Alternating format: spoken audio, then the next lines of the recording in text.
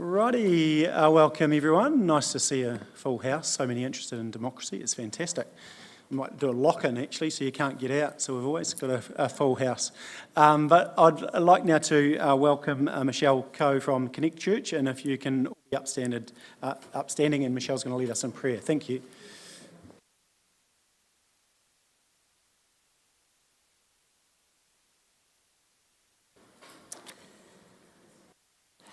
Almighty God, who has called us together in community, grant us the wisdom and grace as we seek to serve our district.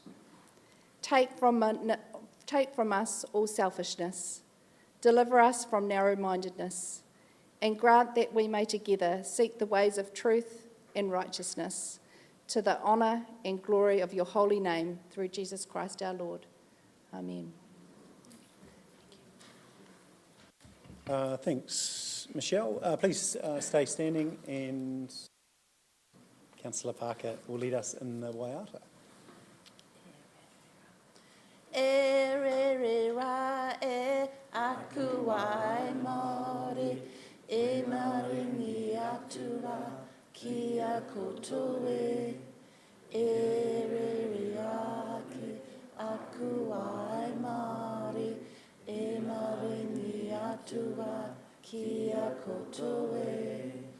Rangi tata ki runga puri ora ki reta o ata puri ura yale we.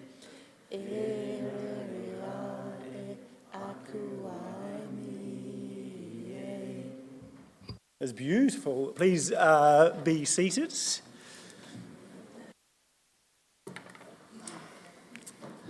Already, welcome everyone today. Special welcome to members of the public. Great to have you here. Also, special welcome to we've got Shane from Geraldine Community Board. Lovely to have you with us, and I think we might have some others joining us later. Apologies, I've just got an apology from Tawera King. Any other apologies? No, I'll move that apology. Can I have a seconder? Councillor Shannon, thank you. Put the apologies. All those in favour, please say aye. Against carried. Brilliant, thank you.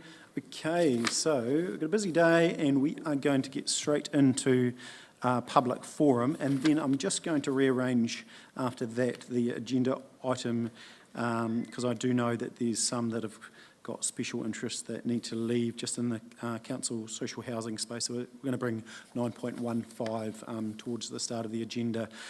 So we'll go now to a public forum, and first I'd like to welcome up Les Rawlings.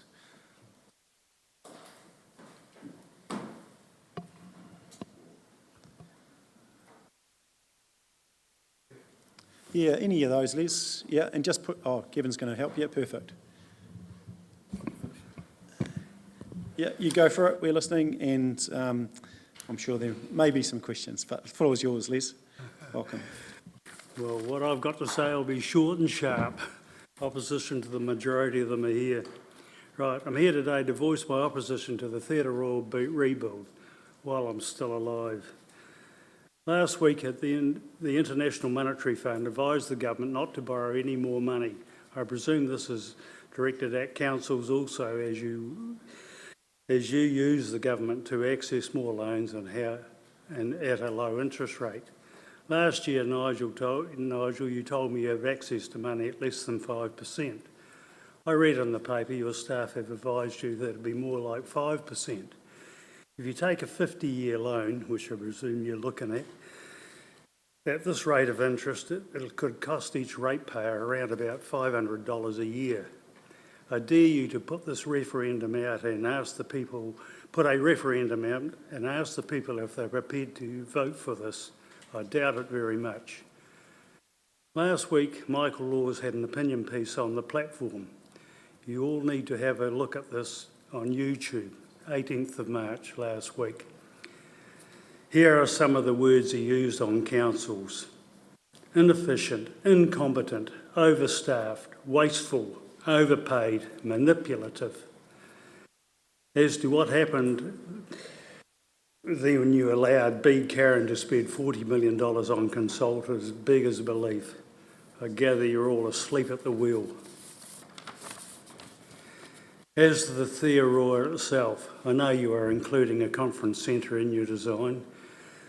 That need is history. With the event of Skype, most meetings have very few physical attendees. Once upon a time, you had a financial university lecturer as a council member, Tony Bryan. The public of Timaru voted him out. He was one of the few that had a sane limit logic to the amount of money you were borrowing. You never gave him a chance or listened to him. What am I going to say? In my opinion, you lot are out of your depth as to the implications of what you are getting up to in Timaru. Council has the potential to go to bankrupt if you proceed to borrow $60 million for this theatre.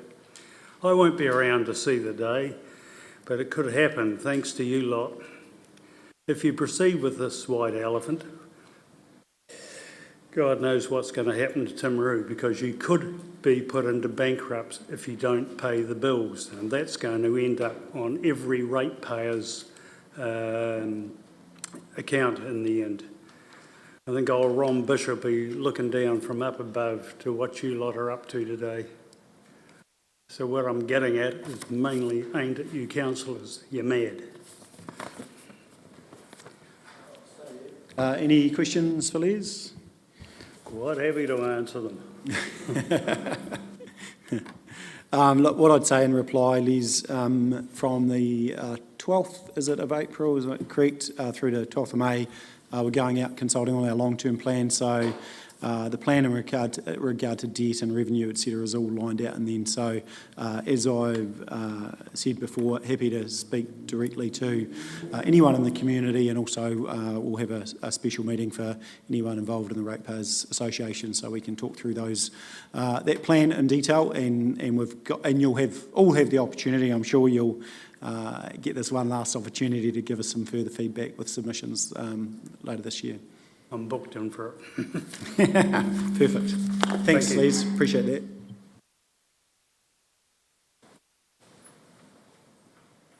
Alrighty, on the theme of the theatre, welcome Jess and Aaron from the Start Group.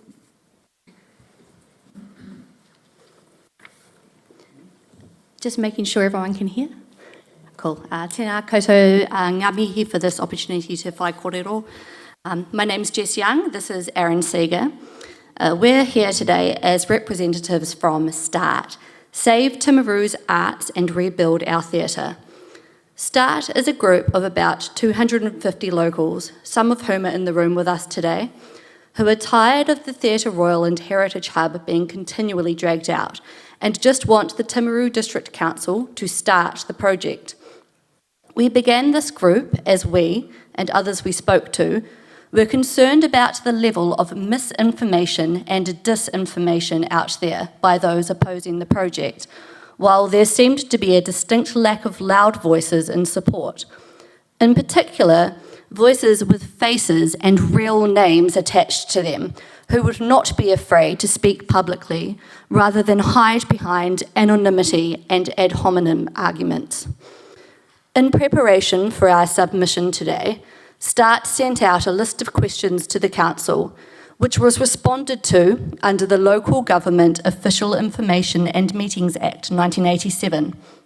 The facts and figures we will be referring to come directly from this document.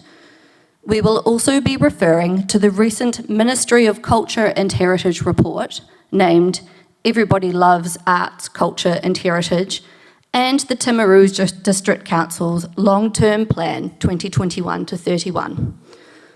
START acknowledges that there are general grumblings in the community due to the multiple hold-ups and highly publicised blow-up of costs. We are not here to whinge about that. There has been plenty of time for whinging, years in fact, and as I always tell my kids, whinging will get you nowhere. Instead, we are here to highlight the incredible opportunities that are within an arm's reach. In the long-term plan, the Council decided that it would approve an enabling role in the regeneration of a vibrant Timaru city hub. The word regeneration is key here, When you take into consideration the fact that the last times Timaru District Council spent large lump sums on arts, culture and heritage, known in academic terms as humanities, were in 2016 to 19, when updates were made to exhibit displays at the Perth Street South Canterbury Museum, in 2000, when the South Canterbury Museum was upgraded, and in 1993, when the Theatre Royal front atrium was refurbished and its auditorium was restored and strengthened. 1993 and 2000 were 31 and 24 years ago, respectively. This means that at least an entire generation of Timaruvians have lived without any major expenditure being made towards these amenities. With the proximity of the Theatre Royal and Heritage Hub to the CBD, this is prime opportunity to achieve these goals from the long-term plan. While there has been much talk made in the media of the $57.1 million budget agreed upon for both buildings, there has been little clarification available to the public in the breakdown of this budget. 57.1 million minus the MB funding of 11.6 million means each building is calculated to cost 22.75 million. We would also like to point out that the Council has not commissioned work to undertake an estimated cost calculation of what economic contribution the rebuilt Theatre Royal and Heritage Hub will make towards the region. According to the latest Ministry of Culture and Heritage report findings, 29% of adult New Zealanders reported going to a museum in the last 3 months, and 1 in 5 adult New Zealanders reported attending a musical, dance or theatre performance in the last 3 months. The figures are collated from people living in New Zealand. They do not include visitors from other countries, for example, passengers from cruise ships who are here for the day. Luckily, our own museum collated data relevant to this. 6 to 10% of passengers this season from any given cruise ship was likely to enter the museum. Based on these figures, it could be easy enough to punch out some numbers and give a rough estimate to appease the pecuniary-minded of us. We're not going to do that. If economic contribution was a factor in the Council's decision-making process to do with this project, this avenue surely would have already been explored. The Council's long-term plan clearly states its recognition of cultural and learning facilities to have a particular contribution to the following community wellbeing outcomes: connected citizens, enhanced lifestyle, sustainable environment. Another opportunity that Start Believe deserves huge furore is that the Theatre Royal and Heritage Hub is a shared space. This is a real point of difference in New Zealand, and we are extremely excited about that. In the long-term plan, the Council strategised that it would enhance community wellbeing with focus areas such as developing and maintaining shared spaces that support community activity, diversity, and foster pride, and providing future-proofed services and facilities to enhance the community. Having a symbiotic relationship between our arts and culture and our heritage makes sense in so many ways. It is the exact kind of innovation that is needed to ensure that the resilience and accessibilities of these facilities hold up for future generations. The ability for shared exhibition, conferencing, and performance space, and potentially hybrid staff, is going to open up many more doors for both local and visiting creatives. We have the plans, we have MB funding available, the start button is within reach, and our rates are going up the same amount whether you hit that button or not. Let's jump at this opportunity towards regeneration, connected citizens, and enhanced lifestyle that is at our fingertips. Let's choose to invest in our arts, culture, and heritage that will support community activity, diversity, and foster pride. Let's offer New Zealand something unique, innovative, and resilient. Let's hit start now. Thank you. Awesome, thanks. Do you see any questions, team? Thank you, and great to see both sides represented in the debate, so I really appreciate that.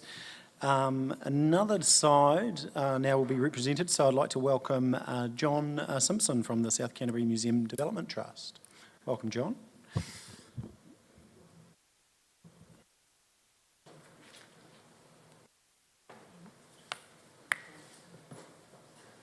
Kia ora everybody, John Simpson, I chair the South Canterbury Museum Development Trust. A little bit of background, the South Canterbury Museum Development Trust has been active in Timaru for the last 25 years, and our role is to raise funds for the development of the district's key museum. The Trust has raised $600,000 for various projects, including a building extension, education room refit, local historical film and publication productions, exhibition development and exhibition purchases.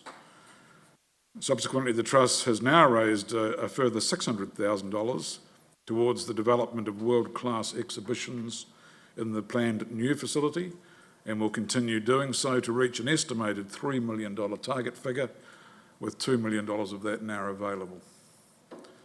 We believe that by progressing this project to completion, the Council is ensuring that our district has key cultural infrastructure in place that will serve our community for decades into the future.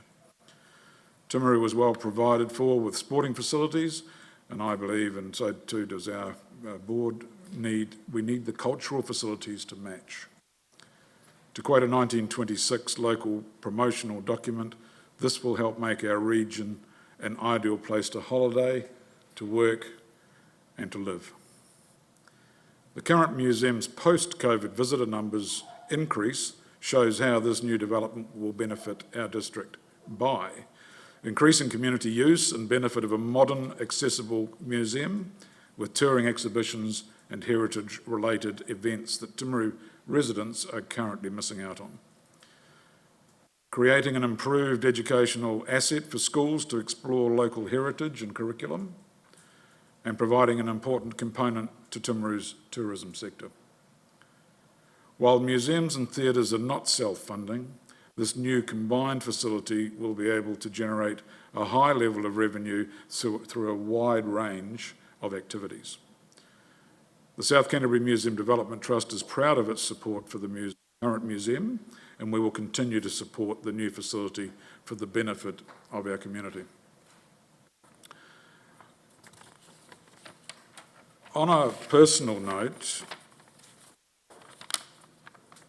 and a not so fun fact, today is actually the anniversary of our lockdown 4 years ago. And that's a pretty hard-hitting fact because I don't know about the rest of you, but I find that 4 years has gone relatively fast. In fact, too fast. I would love to see the Heritage Hub underway and gathering some momentum. Our existing museum, just a little bit of background, was rebuilt in 1962 and an extension completed, as Start have alluded to, in 2000. The Museum Development Trust helped fundraise for that extension. Our community needs this project to come to fruition. The project is a long-term investment in Timaru's future, and we trust the Council will see the positives in providing Timaru with a multi-purpose, multi-user, state-of-the-art facility. And my final comment is, I believe that Timaru maybe has lost a little bit of its mojo, and I'm hoping that Council can help get it back. Thank you. Thanks, John. Lost their mojo. Questions for John at all? No, thank you.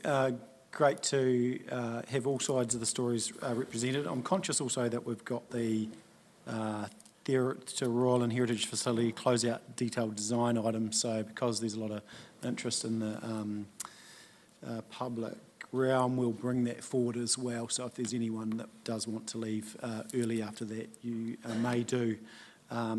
It isn't the decision day. That's a few months away yet.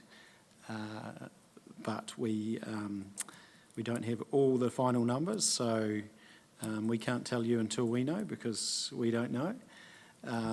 But we'll bring that forward on the agenda. Now, I've got one more item on public forum, and I'd like to welcome, and this is slightly tied to the social housing discussion, and I'd like to welcome Jackie up to us. Sorry, Jackie, and it's Michelle. My apologies, and Michelle. Thank you. Welcome.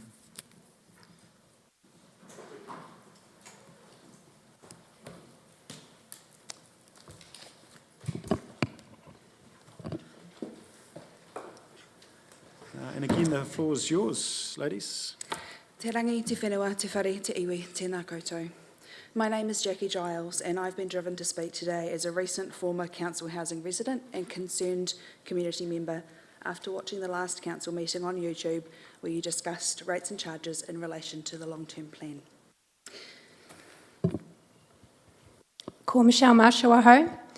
I have also come today as a both interested and concerned resident to discuss council social housing.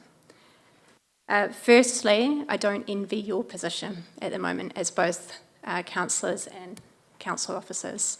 I know it's a very challenging long-term plan that you're pulling together, and we'd like to thank you for the service that you give to our community. On to social housing, the 236 council social houses within the district fill a need for the community for quality and affordable housing for those in need. In the last LTP, you stated that the purpose of this housing was to build strong, connective and supportive communities and to assist the most vulnerable in our community, the elderly and those with disabilities, some of which join us today. The last LTP also states that the council social housing is required to be self-funding with no rates input. I note from last month's meeting that this was confirmed by council officers in attendance. Mr. Mayor, last month the council discussed increasing the rents, and you stated that you believe that central government would step in and fund the increase through the accommodation supplement, saying, and I quote, "I do not expect this to impact individuals." We have some questions that we've prepared for the councillors to consider prior to voting on the resolution today, because we believe there is going to be an impact on individuals. So we've got a copy of those questions with us, so I'll go through them. Question 1, in relation to option 2, being the 30% immediate increase. How has the 30% been determined? How have previous annual increases been determined? Is the approach proposed consistent with previous years? And if not, why not? In relation to the social housing fund within the budget, given that the money for social housing is ring-fenced, if the 30% increase goes ahead, how will this additional revenue be used? And in connection with that, has there been any discussion for the social housing policy to be amended? Third question relates to the residents impacted. Has the council investigated how any proposed increases will impact residents and their individual cases? And have these scenarios been shared and considered by the councillors voting? The consultation for both option 1 and 2, what will the consultation process look like? What is the communication plan for the residents? Lastly, regarding the 17A review, I understand that social council housing is a complex area, particularly in regard to funding and the council's inability to gain access to income-related rent subsidies. I also understand that a 17A review is required to take place. Before you consider such high rent increases, would it not be appropriate to complete the 17A review first with all the facts for the benefits not only of the tenants but all of us as a community? There are two main classes of individuals housed in units at present, those over 65 and receiving New Zealand Super, and those with permanent mental or physical disabilities receiving between $406 and $516 per week in benefits or superannuation. The accommodation supplement for Area 3 is capped at a maximum of $80 per week. However, as that amount is paid pro rata, dependent on how much rent is charged, for the average tenant in current council units, that's approximately $20 a week. If council is intending to meet their budget shortfall of $5.5 to $7 million over the course of long-term plan, by increasing the amount of accommodation supplement received from MSD, then rents will potentially be rising at an astronomical rate, far greater than residents may be able to manage on fixed and limited incomes. Social housing is not a potential revenue stream. Social housing is a social good. It reflects the values and commitment we have as members of this society to care for and give dignity to the most vulnerable amongst us. We are asking for restraint and considered reflection before voting on a resolution for increases, as the true weight and impact of this proposal must be discussed with those it affects and those representatives of the community who support and assist this vulnerable population. We thank you for considering us today. He waka iki noa. We are all in this boat together. We yield any remaining time to the Chair. Kia ora, thanks ladies. Any questions? I think I've picked up the majority of those questions so we can when we address the report shortly. So just give me a nod from the audience if you think I've missed something, but I think I've encapsulated that. Just a question from Councillor Booth. Yeah, I guess the figure of 30%, I didn't realise we'd spoken about a number like that, but whereabouts did you get that? In today's agenda, it's proposed as option 1 and option 2 for council to consider as 9.15. Option 1 is an immediate increase of 30% and sorry, apologies. Option 2 is the immediate 30% increase, and it states in there effective immediately. While the report's preferred option is option 1, we are very concerned that option 2 is on the table. Yeah, I think from the point of view of the council that they provide services at cost at the minimum. So if everyone else is subsidising the cost of social housing, you actually need to be recouping the amount and not making money, as you mentioned, but there is a cost to providing that, and plus the upkeep of the housing. So in other words, really we should be charging roughly 130% of the cost of the housing in order to allow for depreciation and the upkeep of those to a certain standard. So I guess it's only at cost, whatever those numbers might be. One of our biggest concerns with what we saw in the agenda was it being put forward as an option with there being no consultation with the vulnerable community. And so I understand that there's option 1 and option 2, but that being in there, and I know what you're saying, I know you referenced that 130% as what is happening in Christchurch, but it's the lack of consultation not happening with that option 2. The other thing to consider with that as well is that council was briefed in the last meeting that the social housing program currently runs in the black. It doesn't run in arrears. It is self-funded. It doesn't receive any ratepayer income, and it is ring-fenced, so it can only be spent on social housing. Yes, we're waiting to see those numbers. We haven't seen those numbers officially yet.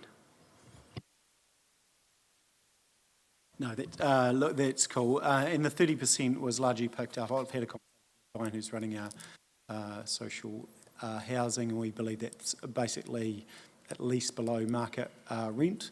The conversations that we've also had, but I'm glad you picked up on this because this has been a conversation we've been having for a year, and then it's been raised again by Councillor Pye, which is really good, and we do need to have that discussion around how we better provide and deliver this service within the community. But the conversation has also always been around working closely with MSD around being neutral as far as the costs. The key thing that we want to do at the moment so we can deliver better for our community in the Timaru district is that funding can come from taxpayer, from central government, back to support councils through income-related rent subsidies and the other likes, if we can do that efficiently, and through subsidies through MSD. I'll let you speak to it in a little bit.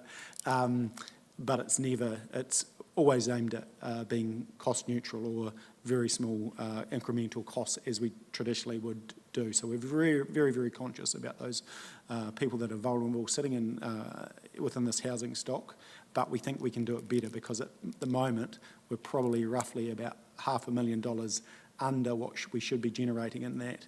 And if we can have that cost neutral to residents, but also have central government funding, everyone loves Wellington money coming back into the district, means that we can reinvest into that stock if we don't do anything in the community housing provider space, which will be part of that 17A review. So it's very much around getting the money back into the district when that money's available. Because at the moment, we're not doing this well.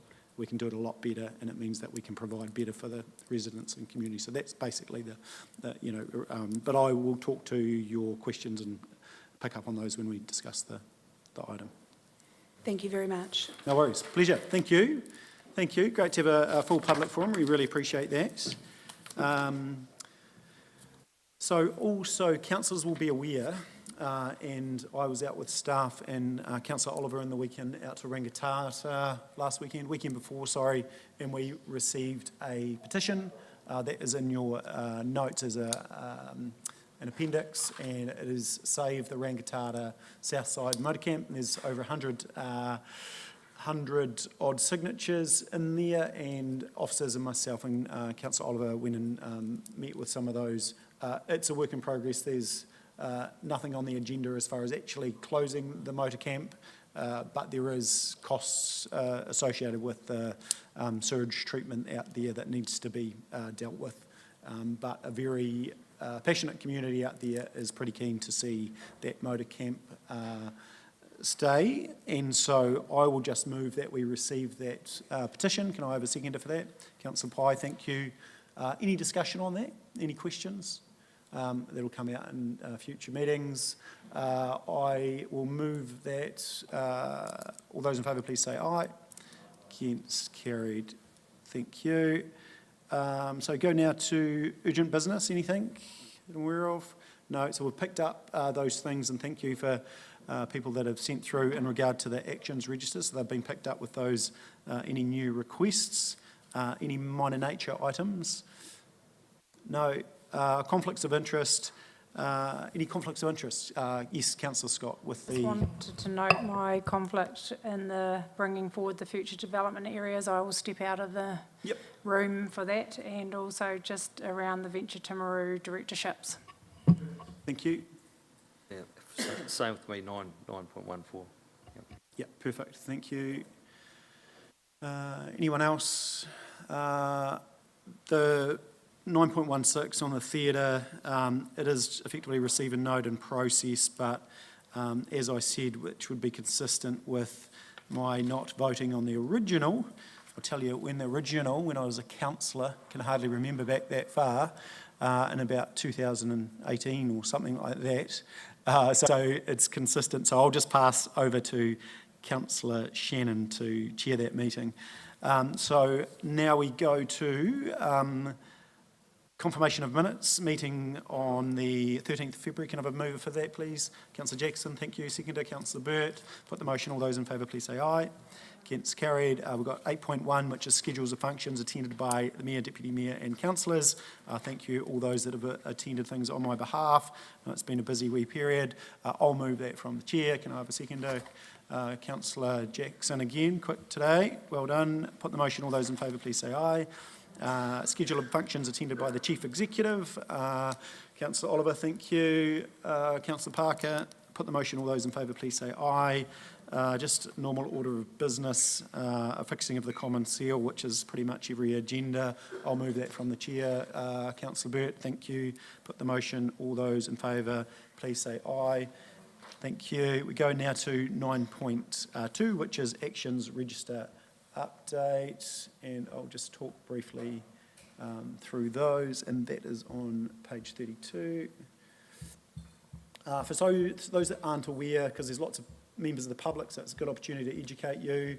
Our actions register is just a way that we can formalise requests that the governance team have made from officers, and just that they get effectively reports brought in a timely manner, and it's basically looking after our work program, which is proving really, really good. So we'll just whip through this.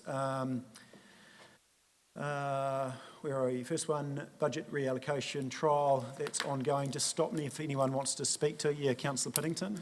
Just on all of them, Nigel, I just wonder whether we should have, we've got a completed date, but we should have a date we're expecting them back. No, Because a totally. couple of them say 3 months, we're past that, Yeah, and we don't know what's happening. yeah. No, and that's probably the other key thing, is making sure we've got timeframes on them. So if there's any timeframes missing, we'll just ask the Chief Executive just to put some timelines on. We can pull that offline, but thank you, Councillor Piddington. Now, trial opening Arangi Stadium Park in the weekends, discussions with partners around the April school holidays. We'll just keep moving on, just interrupt me if there's any discussion. Workshop with VT in progress. That should be closed out now. So report requested on Ombudsman update, that is... So the Ombudsman is closed. It is closed, isn't it? So we just need to... We'll get the final report to you. Yeah, brilliant. Option for freedom camping, that's ongoing, and I've had offline discussions with Brendan, and we will bring that. Traffic management. Sorry, the options on freedom camping payment.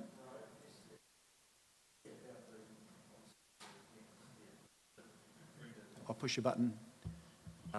Because I'm just wary, it's been probably, it was raised almost 3 months ago, and, you know, we actually need to get some action and start. Yep, no, so I have offline talked with Brendan, so there's 2 things that have been looked at. There's policy, and also there's effectively a payment solution. That's basically it, Brendan, but isn't it roughly nutshell? But we'll make sure there's something coming back to the next meeting. How's that? Perfect, so... but I think the key one with that, Councillor Booth, is we've got an option for next season if we want it. Yeah, is the key one. Traffic management, would like a quick update. Mr. Dixon, potentially, are you able to just give us a quick update on the timing of that?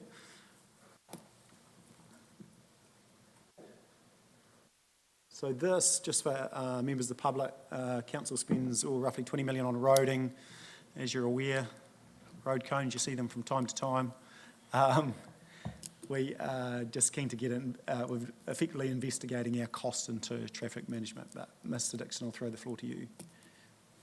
Yep, thank you, Your Worship. We're still working on actually looking at the costings of temporary traffic management across the business. It does here is, we will have a report that we'll be presenting to council probably next month on this issue, and some options that are potentially available. It is complex. We have it's quite a high level of regulatory framework that's involved with it. So yeah, we just need to consider it. Okay, so timing, probably won't make infrastructure next council meeting? Next council meeting, yeah. Perfect. Brilliant, thank you. Subcontracting across council, stay there, Mr. Dixon. The infrastructure group is looking at alternative ways of carrying out various services, obviously 17A review with parks and some other things. Is there anything further to update on that? Yeah, that's there is opportunity, I guess, where we go with parks. So you know, we could end up with another option effectively to undertake these services.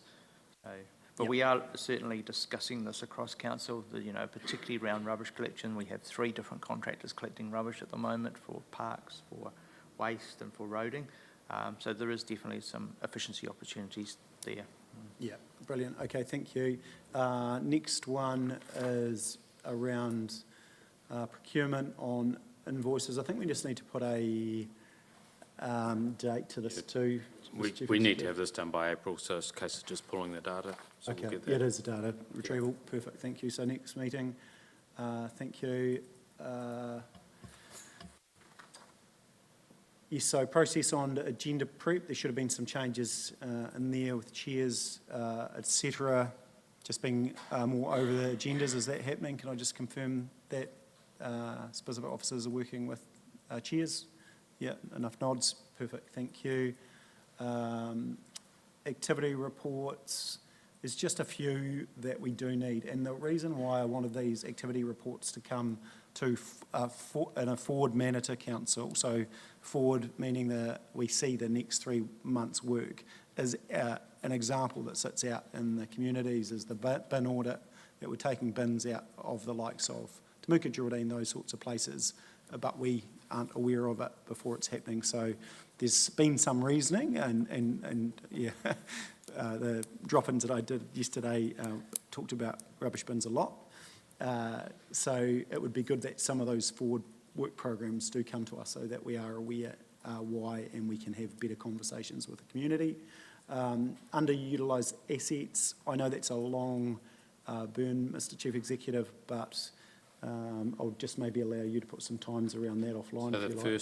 the first, we're doing these in tranches, so the first tranche should be able to come in about April. Next council Sorry? meeting? Yep. Perfect. We're going to another full agenda. Make sure you get a seat early next time. Template for financial impact. I know CFO is working on that, so that's fine. Doubled up. Yes, it is a double. Social housing, we've got that request in, and we've got a report shortly. Non-core assets, sort of underutilised assets, same thing. We might just condense that actually, Rachel, if you could make a note into one.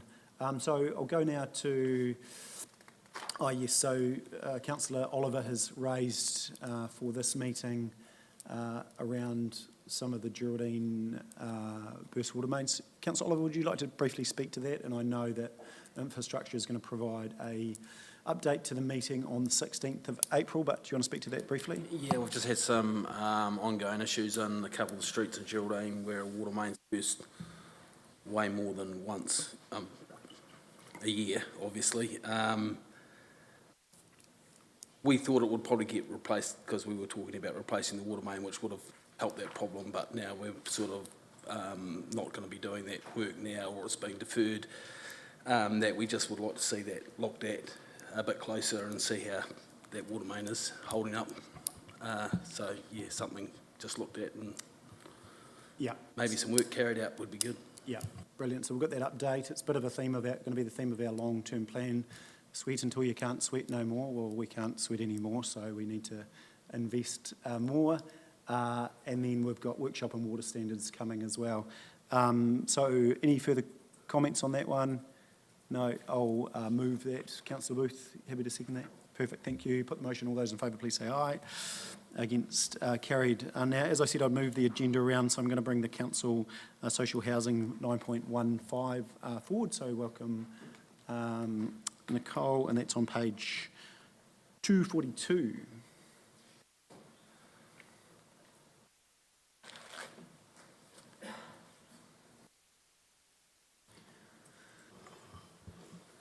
Floor's yours. Thanks, Nicole. Thank you, Worship, and councillors and members of the Community Board and members of the public that are here to hear this paper. So, as requested, I brought forward and have instigated the 17A review, and that is outlined in the paper here as to the requirements. It is normal practice for council operations every 6 years or so to actually review all of its services that it delivers in-house or externally, and to make sure that it is continuing to deliver a service fit for purpose and within a reasonable budget. So following on from that, and earlier discussions in workshops and otherwise where councillors had actually requested and looked at rentals and were we comparable to other local councils, etc. So that all formed part of the paper, and both options are there. Just to give you some background at the moment, we are 94.5% fully occupied. So we've actually had a really good run on units being uplifted. So Pariora is full, Timaru is full. Temuka is full. Geraldine, we have 2 units that have just recently come to the market. They've been updated. And Pleasant Point now has 1, and we've got to do some work on that unit. Meaning we've got 12 available. 4 in Timaru are just undergoing a change from the bed set in a makeover, and 5 in Temuka are undergoing the same. So those will come to the market over the next 4 to 8 weeks as they're completed. And then the 1 that we have at Pleasant Point, approximately 8 to 9 weeks, budgets dependent, that we have available. From there, we've got 9 people in Timaru on the waiting list and 3 in Temuka. So we are starting to get a lot of interest. I've done a little bit of early work in regards to costs at rental across some of our, so Waimati, for very similar, are sitting at 160 to 170, Fairley 155, and then they jump to 2 bedrooms, Twizel 155, then we've got Oamaru, 145 to 210, so they're quite high in regards to local options. Then we did look at Palmerston, Hampton and Dunedin, and then Ashburton, which are very comparable to here at the 140 to 160. Sitting behind these are different reasons why and policies for each of these councils. So this information will all be part of the 17A review, where we will be able to do a proper market analysis against how we offer the services, why we offer the policies associated, and then the rentals and why those rentals sit at that price. So that will all come through. In putting option 2 forward, that has been part of a discussion about whether we raise the rentals earlier, and we would have been in touch with, we will be after this meeting, all tenants, just to inform them officially as per the paper that we are conducting a 17A review. The 30% is on average the amount in dollar value that had been talked about around the room, but also in looking at some of the numbers from our comparables. So it's a 30%, and also noting that we don't charge per unit, we charge per person. So maybe a little bit different to some of our other local councils. I'll leave it at that, and maybe there will be some questions from the floor, and those questions that were brought up by members of the public. Brilliant, thank you. Look, and I'll just touch on some of those questions. I think you've covered the 30%. Obviously, we're very aware of the impact on individuals. Whatever happens, there needs to be some good communication going back out to residents and fully understanding actually the benefits of the 17A review, and just safety of their tenancy, I think, is probably one to highlight. Our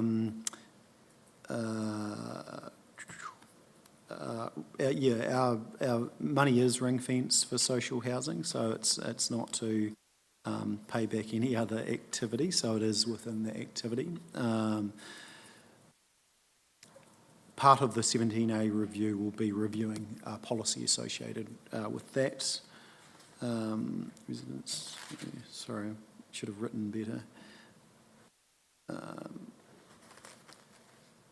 I think that probably covers it. If there's anything else, I'll just let you speak to that. But we'll go now to questions. But the key one and the opportunity for this is there is subsidies sitting within government that we tap in, but they aren't provided directly to when councils are providing social or community housing. We call it council, or calling it council community housing effectively. There's models that work really well for a variety of reasons. So you've got a Queenstown Housing Trust model that's quite different. It's a different market down there. So their goals are probably slightly different than what ours would be, but probably Wellington and Christchurch are good examples of community housing trusts, which effectively mean money can be invested back into this space, and effectively it supports your social housing, which might be provided by others, whether it's other providers such as Kāinga or private providers as well. So it's to look at what options there are out there. We haven't done this for some time, and we've got considerable assets sitting in there, 230 units. How do we actually get best use out of that asset so we can provide better for those within that vulnerable community. So it's very much meant with the best intent for those people. But I'll go now to Councillor Piddington was first. Hi Nicole, mine's a technical question. You say we charge per person, so do we have any examples where we have a one person in a 2-bedroom house? Per person seems an unusual way to rent property. So I don't know the background of why it became, so we've only got bed sits and 1 bedroom, so we don't have any 2 bedrooms. And we have couples that go in some of the larger 1 bedrooms, so some of the newer ones, so they pay per person, but should one of those couples pass away or something happens, the other one gets to continue and drops down to that one. So there are units where we do receive a double payment for that 1 unit. It's the 2 people, but then it drops to the 1 person if something happens. So it's been put that way. Again, this is all part of the 17A review, that we can actually change that policy and work towards possibly a per unit price or 1 bedroom price instead. Yeah. And we do have, just to give you that further stats, we have approximately 13 couples. Yeah. Councillor Booth and then Councillor Pye. Thanks, Nicole. So your 30%, that number's come out by your background work in regards to looking at other districts. Some of these, yes, and some of the conversation around the room in regards to possible rentals. So I looked at what we were charging across, because our rentals go from 1960s bed sits all the way through to recently new ones in 2008. There is a range of rentals. So instead of actually trying to come up with a number per one, it was better to look at how we average that out and a percentage that would give a standard increase across each of them in that range. When was the last time we actually did a review? It would be before my time, I have to say. And as I said, I've been here 3.5 years, and they go up in their long-term plan each year in regards to set in the fees. But this has been a departure this time with the 17A, and obviously the change in what is happening and that review to look at now moving towards a higher rental. And so part of this review perhaps would be looking at how often we would review those rents going forward, rather than just possibly 6 years. It should be probably every 2 years. Yes, so you are allowed, as per the Residential Tenancy Act, to increase once a year, and that has been our long-term plan. But certainly in the 17A review, we can then look to taking them out of the normal percentage you set across all of those and actually treating them slightly differently and looking at. And the 17A will come out with how, and coming forward, how you wish to actually operate that group of flats going forward. So, yeah. Thank you. Councillor Pye. Just a couple of things. So when you do comparisons with other areas, I would have thought you'd be better to make the comparison as a percentage of the market in that area. So rather than comparing us to Waimate, you would go, Waimate's is set at 70% of the market value of a house in Waimate. I would have thought would be a fairer comparison. But then I do have a couple of questions, and it kind of follows on from Councillor Booth's questions. If we put the rents up in the last annual plan, we are unable to put them up again until the 1st of June, so we can't do anything immediately anyway, can... 1st of July, you can... 1st of July, so what we normally do, because the leases are all on different dates throughout the year, when you make a decision, normally you have in the long-term plan, the 1st of July is your reset, and from that time we do a letter to every single tenant for the year, and then we keep all of the letters, and then they go out during the year, each month set to the times of the anniversary of each of their years of their rental. Yeah. And my second question in relation to that is, if you're putting them up on the anniversary, do you still need to give 60 days notice under the tenancy? So that's what we do. So they're all timed, each letter goes out so that it is in time for each of the tenants, and then we help them should they need assistance. Yeah. The report says immediately, it's not actually immediately, as they come as up of now, forward. Yeah.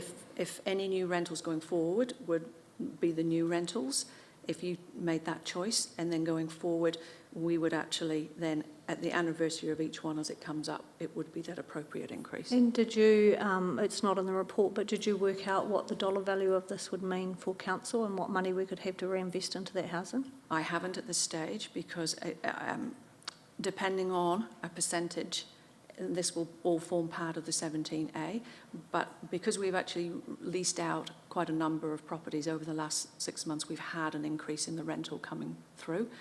I will come back with those details, but I haven't got them at hand right now as a percentage of an increase. I did a back of the envelope calculation and it was about $500,000, which is, is quite a lot. I've got the same envelope. Councillor Burt. I can see why we've jumped into an option 2 that puts a 30% in there, and it's something that around the table here councils have discussed at length around fiscal responsibility and looking at how we value what we do for our communities and everything. So I see though that our preferred option is, and it has to be, that we go for a 70A review, 70A. It's likely to trigger a significant, so it needs a full consultation, and I'm sure we wouldn't miss that out anyway. So, and so based on that, I think in the discussion we've had, I'd like to move that we take option 1.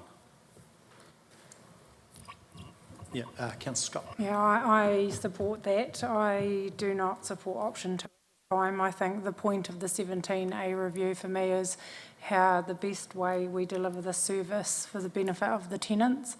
And I think that was our original intent, is to look at, are we best to deliver this, or is there a better mechanism to support our community? So I'm definitely in favour of option 1. Brilliant. Thank you, Councillor Scott. So we've got Councillor Burt has moved, Councillor Scott has seconded it. Option 1. Would anyone else like to speak for? No? All good. Anyone want to speak against? Or Councillor Booth? Don't want to... I really think this discussion should be based around the numbers, quite frankly. And I can't see how you can possibly make a decision without looking and seeing what the income is and what the cost of providing that service is, and putting an appropriate margin on to see that we are reinvesting in that stock and keeping it up to a standard. I really think we need to have more information. I'd like to see some robust numbers to see what everything means and where it's at the moment. So I can come forward with that information, but it also will form part of the 17A, and I am coming back with that 17A towards the end of May, very early June, so that work is underway now. Yeah, just to follow up, I mean, that's what I thought was intrinsic to 17A, and it included all those figures. I mean, you can't make a decision without understanding that, so a very good point from Councillor Booth. Yeah, brilliant. So, yeah, Councillor Piddington. Just a reminder, social housing is one of our portfolios. We have a number of other properties that I believe a number of other people are getting so-called cheap or discounted rents. When are we going to see that as well? So we've got 8 other properties that are linked with areas of infrastructure, etc. They are all now at market rate. So that began 3 years ago, and they've been worked up. Yes, we do have some members of staff, but they're not there for any particular reason or any discounted rental. They are at market rent, and they're on residential tenancy agreements and pay directly. Can we see that list? Not Yes. necessarily the staff Yes. member, but I'm keen to know what properties we own and why we own them. Yes. I'm keen to know why too. I wouldn't have thought that was core business of council if you say they're not linked to No, infrastructural roles. so they are. Sorry, they are. They've They been are, bought sorry, I with thought you said they pieces of were. land for infrastructure or other reasons. Sometimes they've come with a house on that land. So the airport is a prime example. And so we rent that out and we manage that on a commercial basis at market rental, though it sits on for land for a purpose that we can't sell at this stage. It's the house at Claremont, house at the Gardens, those sorts of things. So we're going to move her in seconder. Any further discussion? I'm going to put the motion. All those in favour, please say aye. Against, carried. And can we just, as far as the comms, we just have that go past us before that goes out to residents? Okay, brilliant. So we go now. I think what we might do is bring 9.16 forward, which is the Theatre Royal and Heritage Facility closeout. while you're there, Nicole. And so I'll pass to you, Councillor Shannon. And so that's on page 245.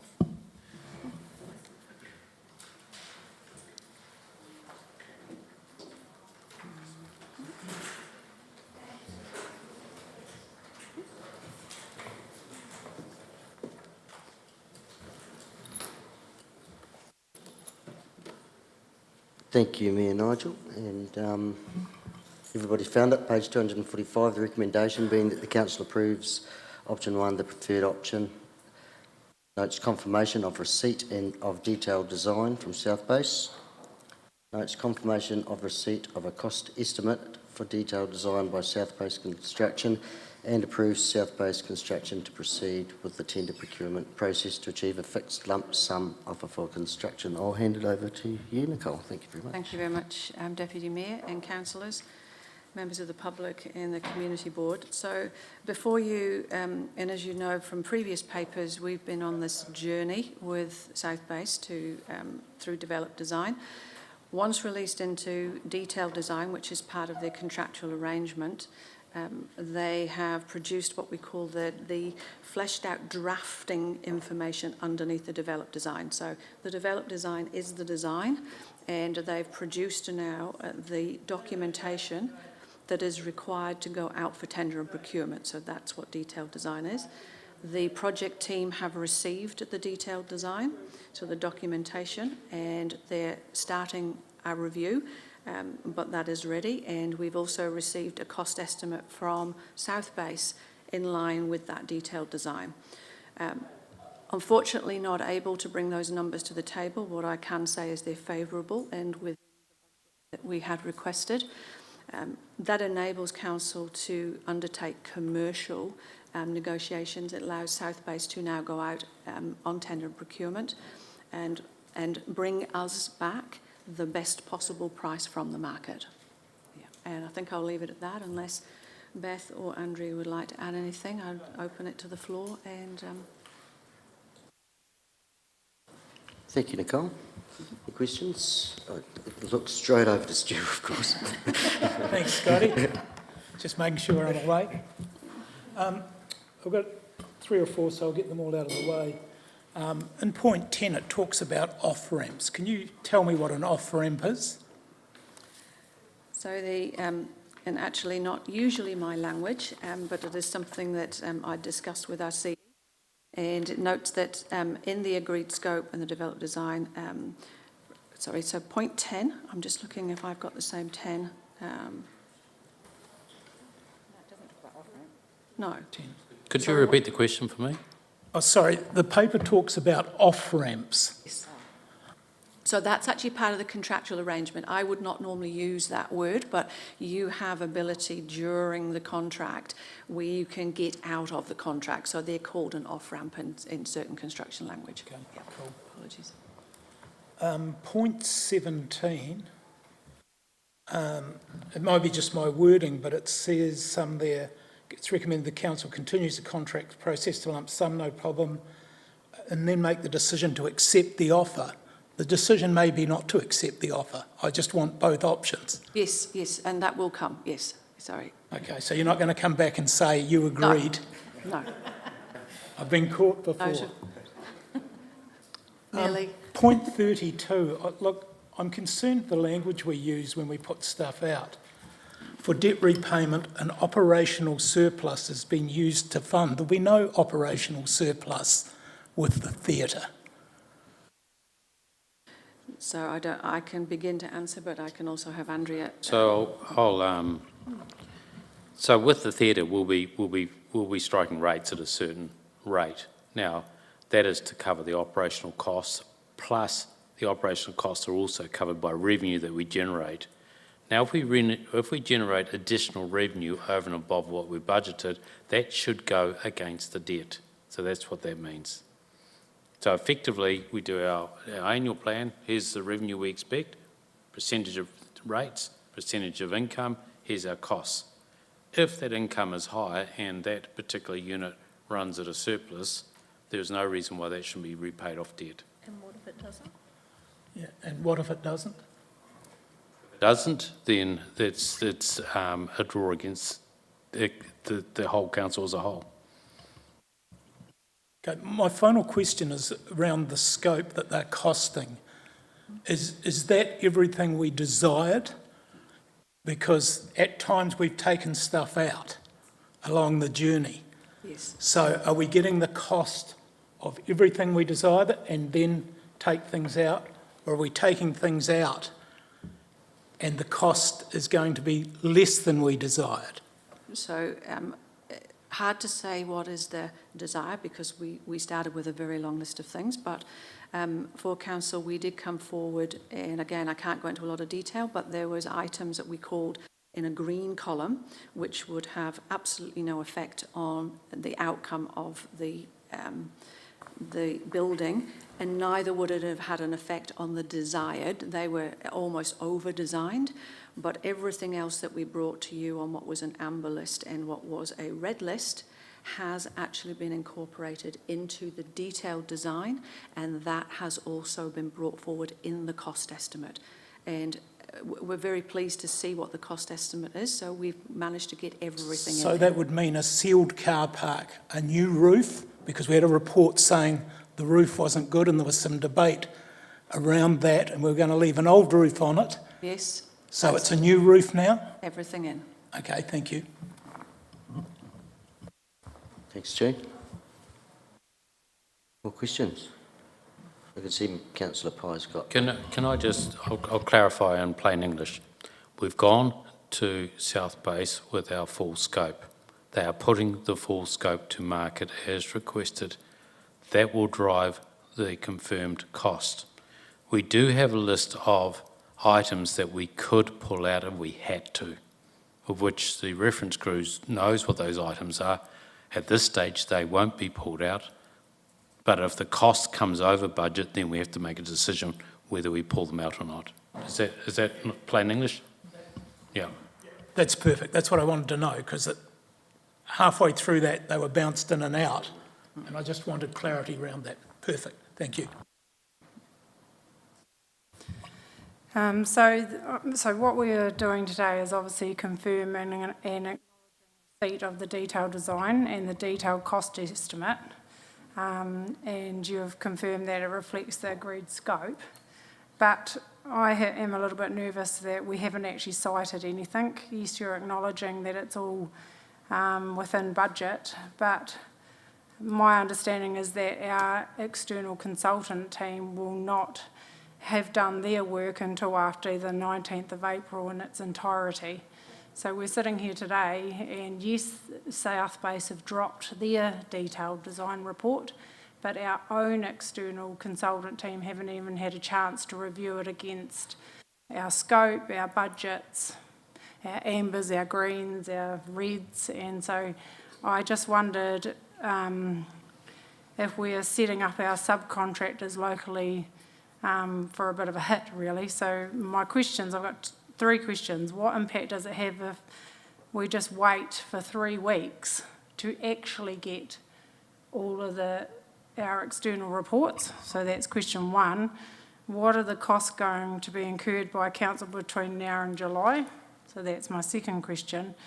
And, as I said, my real concern is that South Base are going to put out, a tender document. We're going to have, gosh, you could have anywhere between 50 and 100 subcontractors quote for that, and that can be up to tens to hundreds of thousands of dollars, where in 3 weeks' time, if we held off, we would be, we're not setting up our local subcontractors for a hit. So, I'm questioning why are we sitting here today when we could have waited 3 weeks and everyone in this room would be able to make an informed decision.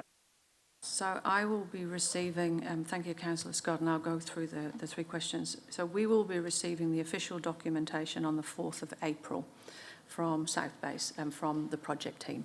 So it is in receipt of the project team now. They have begun their review, and it will take a number of weeks for the full review, as in they go over the information. But on the 4th of April, we officially receive that. Timelines.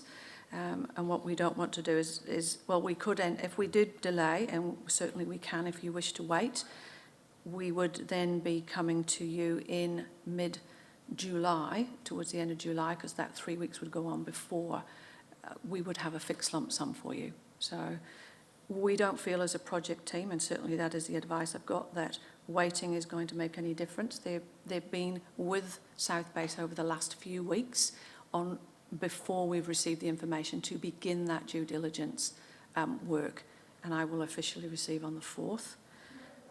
Wednesday, we had a reference group meeting and you hadn't received it, so No, I received it on the 4th of April. Well, the 4th of April is only 26th of March today, so you're receiving it next week, and then the external consultancy team will do their full review of the report, and then provide a report to you, which is after the 19th of April. That's what we got last week in a report. Yeah, so when I receive it on the 4th of April, they have already begun that review, but then they'll do a further, it's a timeline of information. I don't believe, and neither do they, that there will be any changes to what has been put in front of us or them to date. And on the 4th of April, and I've been talking to them today, they don't believe that there's any issues. So I would not have put this forward as let's go to market now. South Base wouldn't begin tomorrow. Obviously, we've got the Easter break, so they would begin next week if they got the go-ahead to actually start that tender procurement process. Because our external consultants won't just be reviewing the South Base document, they'll also be looking at our own internal works that need to be carried out and our enabling works, as we talked about, those 3 areas which will make up the 57.1 million. So I presume on the 19th of April, all of that will be gathered and the council could make an informed decision. So you can wait until that time. As a project team, we have got a lot of that information, our other works above the South Base costing, so that's our client side. We've already built that picture, otherwise we wouldn't have put this forward and brought the information to you. As I said, I receive official information. The team are in receipt. They've already started their work. The actual QS team have been working alongside South Base for the last 2 weeks, nearly 3 weeks. They've opened up their books and allowed them to begin that process. So they are quite confident that they're not going to find anything awry in that information. So I stand that I feel I can confidently put this option in front of you, but it absolutely is your choice should you wish to wait. Just through you, Mr Chair, I think there's a parallel process going to happen. So effectively, the consultants working for Timaru District Council will be completing their review. Well, and we are not the ones going to the market. South Base is going to the market. South Base will be working up their tender documents at the same time. Yes. Now, if there's any differences, those tender documents would be amended. Yeah. Then they get out to market and we get our responses back. It's all about working parallel, not one after the other, No. and that will save us time. Yeah. We are very cognizant of any time delays, and we're trying to be expedient in regards to getting out to the market and then getting that fixed lump sum here to you for review. Thanks, Nicole. Councillor Pye, for question. So you didn't answer what was the costs incurred? Oh, sorry, costs incurred. So it'll be the remainder of the contract for the developed and detailed design with South Base. They're on that last area now, so it's hard to give you an exact number, and then there would be costs incurred in regards to our client side group, our project manager and our QS. Yeah. To be, what, another $1 million? No, we're past that point now. The majority of the 3.6 that was agreed has been paid. So I can't give you an exact number right now, I'm sorry. I would have to look at that, and I certainly can come back to you. Councillor Pye. I'm probably quite supportive of Councillor Scott. I'm very nervous that we are not going to deliver this on budget. Last time we sat around here, we talked about taking a whole lot of stuff out so we could deliver it on budget. And I ask you, what is the risk which is mostly reputational, of us going out and having all those contractors spend all that time and then us getting the final number and going, we're not doing this, because if it's not 57.1, I won't be voting for it, versus a little bit more time, 3 weeks in the scope of 8 years that we've been talking about this.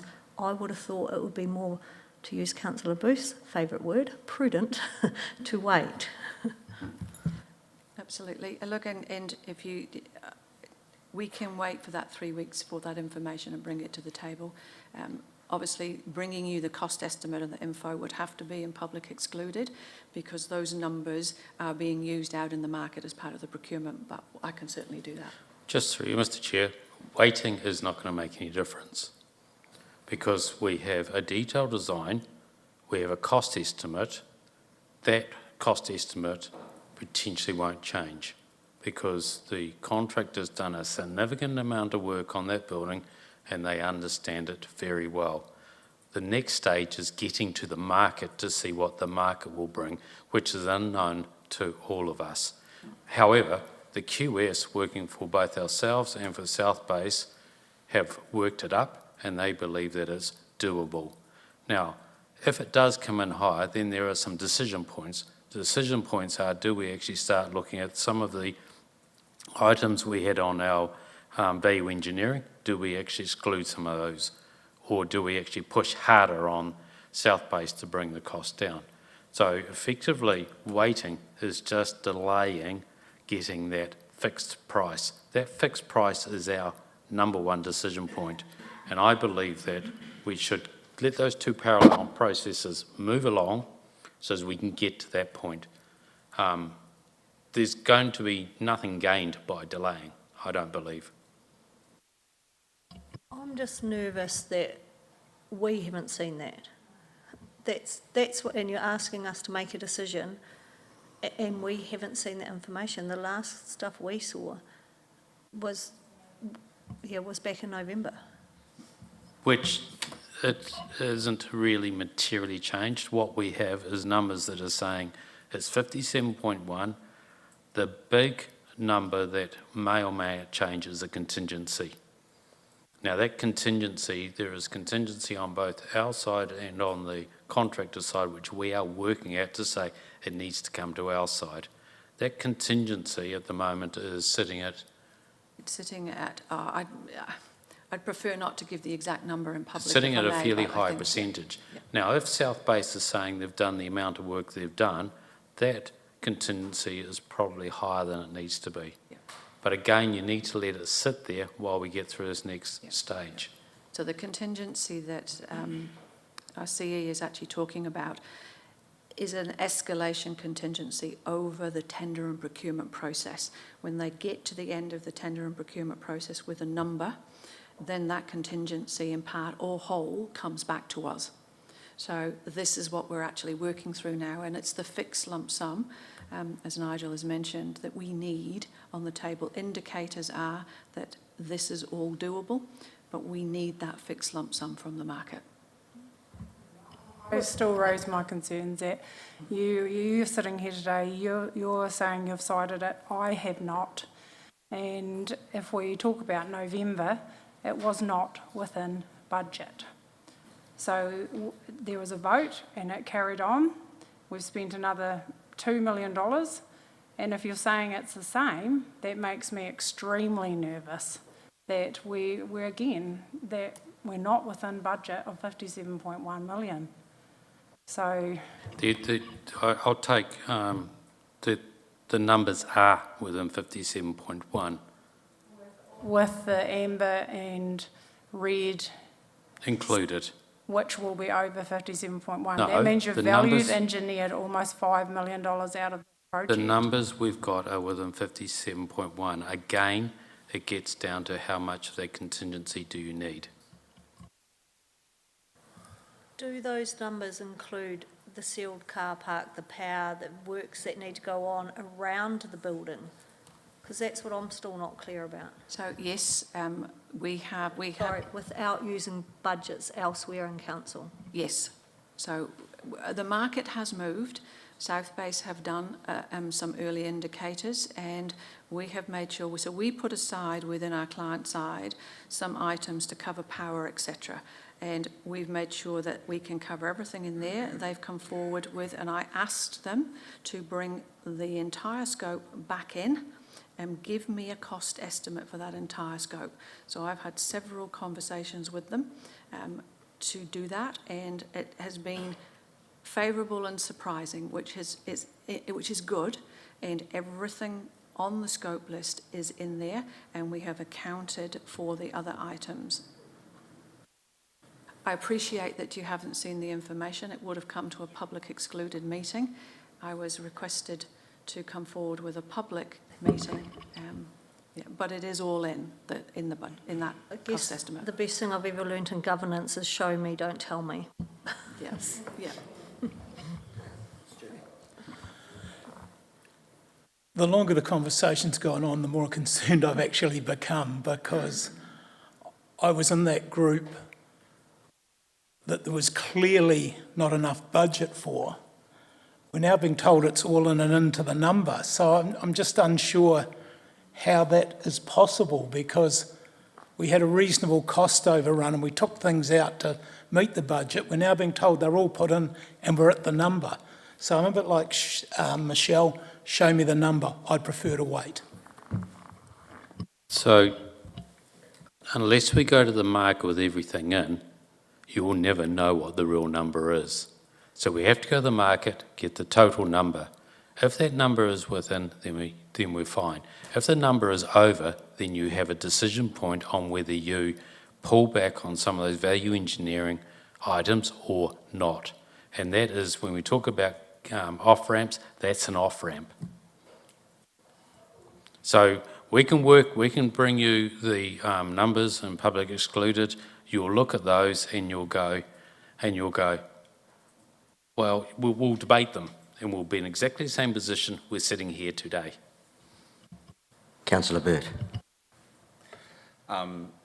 So I get a feeling that there's been a movement since last year and to now in terms of the economic environment that we're in, the availability of work, obviously the cost of a lot of raw materials that are coming into the country, and I do know there's been a significant downturn in terms of the availability of work, which does have an impact on how people quote and cumulatively, including our trades, which we've seen. Are you saying that that accounts for that amount? And the second question is, in terms of Councillor Pye's contention that we have a risk from reputationally, I was just wondering in what way, because in terms of the narrative today and the amount of work and due diligence we've put into this, and including what we've spoken today, I feel that we've done the work and we are in a position where we have to make that decision to move this based on it. But first one is obviously the key. So in answer, Councillor Burt, we asked South Base to seriously look at our budget. They knew that we were under very tight. They are aware of the 57.1. They have not been aware of any client-side amounts that we put to one side.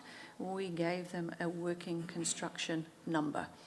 What they had built in when they come through the prelim design and then they come to the developed design is a lot of escalation, because there's a lot of unknowns, because they've got part designs at that point. Now, as we've gone through that design process and they've gone through the detailed process, they've been able to go, okay, we can see exactly how that is going to form, how it's built up, how much material we need for that particular point of the build.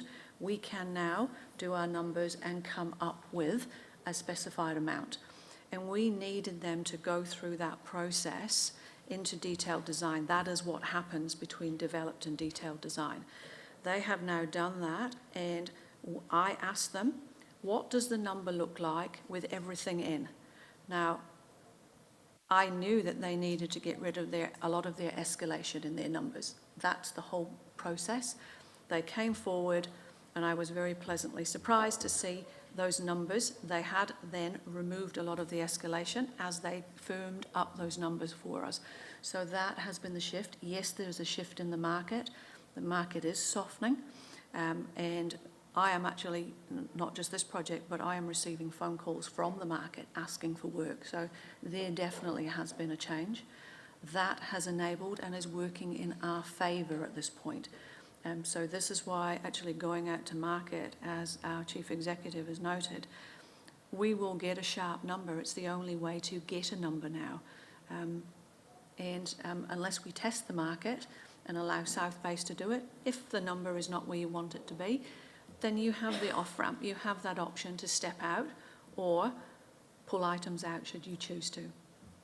Indicators at this point are that this is a doable because we're beginning to get out of those cost estimates as we've moved along this process, get their escalation out of those cost estimates, and that's what we're seeing the benefit of. As they reduce the cost escalations or the escalations and contingencies, that allows us and has allowed them to bring those other items in. In regards to a risk, we've done a lot of due diligence on this, and I do appreciate for those in the room that you would like to see that information. We will be bringing it forward. It is there. We can't talk about it in the public domain, but the project team have worked very, very hard. They have the best interests of council and the ratepayers in mind. You've asked us to keep the costs down. We have gone away and done that. What we've also done is brought as many of those scope items to the table as we can. And we are equally, from November to now, had to wait for those numbers to come in the cost estimate. So, sorry, I thought you said before everything within the scope was in, but now you just said you've told them to bring as many of those scope items as possible to the table. So are they all in or are they not? They're all in. So during the developed design to the detailed design, as they removed any escalation and contingency, they were able to move any items that we had may have to sit out, and they brought them into their cost estimate now. So we've now got a cost estimate with all items in, and it has landed in a more favourable position than we thought. So they are all in, confirming that they're all in. Yeah. Okay, thank you. Any more questions? Councillor Oliver? Nicole, will there be a full description of the cost of the fit out when you come to us next time? Yes, so that is part of what we're also working on, yes. Okay, cool. And one other question. Are you doing any work around fire safety within the building? Is there any costs associated to that? That is already within the scope, and that is part of what the construction group do, and they have fire engineers within the detailed designs, and it is all built to be part of the requirements for building consent, and it's already costed in. So, yeah, no further. Councillor Pye. I have one more question. When you come back to us with that cost and detailed design, will we also have a detailed business plan on how this is going to run? As in estimations of how many shows we get, how much they're going to pay, how much it's going to cost the community to use the facility, staff, that kind of detail? So I can answer that. Councillor Pye, we are currently in the process of developing that model. We have drawn down data from comparable facilities across the country to be able to understand what we think some of those costings and revenue items might be. That will be an ongoing item for refining as the process becomes closer to completion. We won't be able to predict at this stage exactly what that's going to look like in 18 months, but we can provide, to the best of our knowledge in this context, what we think that might be. In terms of the operating model itself, that is also being researched at the moment, and I'm not sure if we can bring it in July, because that's an ongoing piece of work, but we will endeavour to get it hopefully by that time. I will say, however, initial estimates in terms of the operating expenses associated with both the theatre component and the museum have been factored into the long-term plan. Stu's got one more. Last one. So, but this is what confuses me. If you've factored them in, you must have a paper showing the numbers to get there. So I would like to see that next month or whenever we come back, because we get kept bouncing around, we're not sure we're doing this, that. If you put a number in the long-term plan, there must be calculations behind it that tell us how much staff, how much of a loss it's going to run at. You know, Ashburton, a well-run theatre, loses about 400k a year. So I want to see some numbers. Thank you, Councillor Pennington. A paper was produced to Council, to the Community Services Standing Committee in November last year, and that provided some high-level figures which formed the basis for the calculations that have gone into the long-term. I guess I accept those, but you're now saying you're refining them. As part of this process to keep us fully informed, we should be seeing, I guess, how those calculations came apart. Because at one stage we've got 2 million in, to then do something with the old museum that came as a surprise to most of us. So, Councillor Pillington, this paper was an update and to get approval of the detailed design so South Base could go to market. We did have numbers in here. I took them out because what I want to do in June, July is bring the total package to you. So we've got the fixed price, we've got the operational plan, so as council can look at the entirety of the whole together and go, yes, that makes sense. Perfect, that's what I was asking for. So does that mean, Councillor Piddington, that we're ready to move to the recommendation? Are you moving that, eh? Yeah. Wonderful, thank you. Do I have a seconder, please? Thank you, Councillor Jackson. All those in favour, please say aye. Aye. Against? Carried. Oh, sorry. Councillor An Scott. informed decision without citing, so I'm voting against. Noted, thank you. And was that you too, Councillor Booth? No. Oh, it's just... Back to you, Your Worship.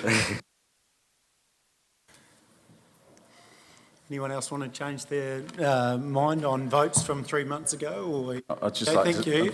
just like to say, if that's an example of council asleep at the wheel, then we're doing pretty well when you give discussions like that.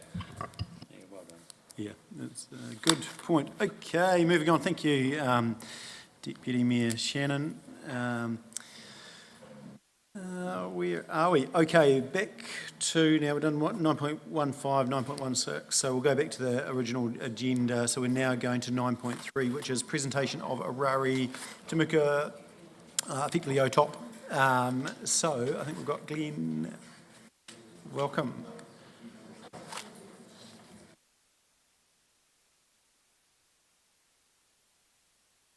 Thanks, members of the public. I appreciate you coming. Thank you. Do we have a... Yep, no, perfect. I'll pass on to you. Thanks, team.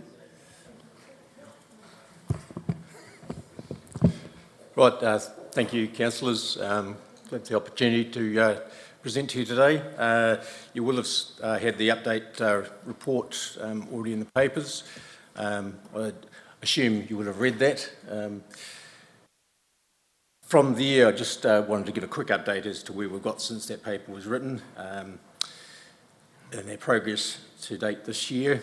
As some of you will be aware, the Zone Committee is in somewhat of a holding pattern at the moment, and our key role is the allocation or recommendation for allocation of up to $75,000 to projects within the OTOP zone for the enhancement of our water quality and resources. To date this year, we haven't allocated all of those funds. We have, I'll just give you a quick rundown of what we have allocated. Just under $5,000 has gone to the Arari Protection Group for some work around monitoring our bat population in the Arari Gorge area. We've allocated another $12,000 to some work going on in the Burks Pass area, restoration of a site there by a couple with an historic house. It's very hard to see from the road, but they're doing a lot of work there, replanting with native plants around the OP River. And at our last meeting, we allocated $20,000 to the Barks Creek Catchment Group for a long-term program. They're looking to introduce dung beetles to their catchment to reduce the nutrient and sediment coming out of their catchment and affecting the waterways. We haven't been overwhelmed with applications this year as we hoped we might be. It still seems to be a struggle to get the level of interest that we would like out there. And not to say there aren't things happening within the zone anyway. Many groups are simply getting on and doing things themselves. An example of that is that dung beetle project, where that $20,000 that is being matched by the landowners, as well as voluntary work going in as well. So there's a lot of good things happening in there. It's not just reliant on the zone committee. The other thing that is happening this year is with ECAN reviewing the role of the zone committee. As I alluded to, we're in somewhat of a holding pattern as the zone committee was set up to deal with the plan changes and consulting with the community in our area. Whether that role is still best suited to zone committees, what the zone committees are best suited to going forward is all under review, and we'll be workshopping with ECAN early next month on that, and that'll be ongoing through the year, potentially getting back into that zone with the implementation of what comes out of the regional policy statement, but as you know, a lot of that is up in the air at the moment. So watch the space with interest. So if you have any questions, I'm all yours. Awesome, thank you. Thanks for the update, really appreciate that. And as you mentioned, we're in a bit of a hiatus, if you like, but looking forward to what comes out of that review as well, because I think there still needs to be, representation. So I think we need to start thinking about what it can be rather than what it's not. And there's some great examples. And still, I appreciate all the time and effort that you and others put into it, Glenn, from a voluntary point of view, pretty much. So, any questions for the team on OTOP?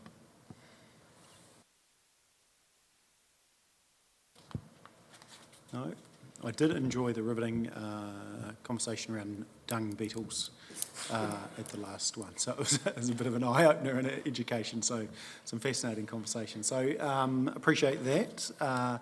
No questions, so I'll move that report. Councillor Scott, perfect, thank you. As a seconder, I'll put the motion now. All those in favour, please say aye. Aye. Against, carried. Brilliant. Thanks, team. Thank you. Appreciate you waiting and taking the time to present. Thank you. Okie dokie, team. Now, do we have QV here? Yes. Oh, perfect. Welcome, team.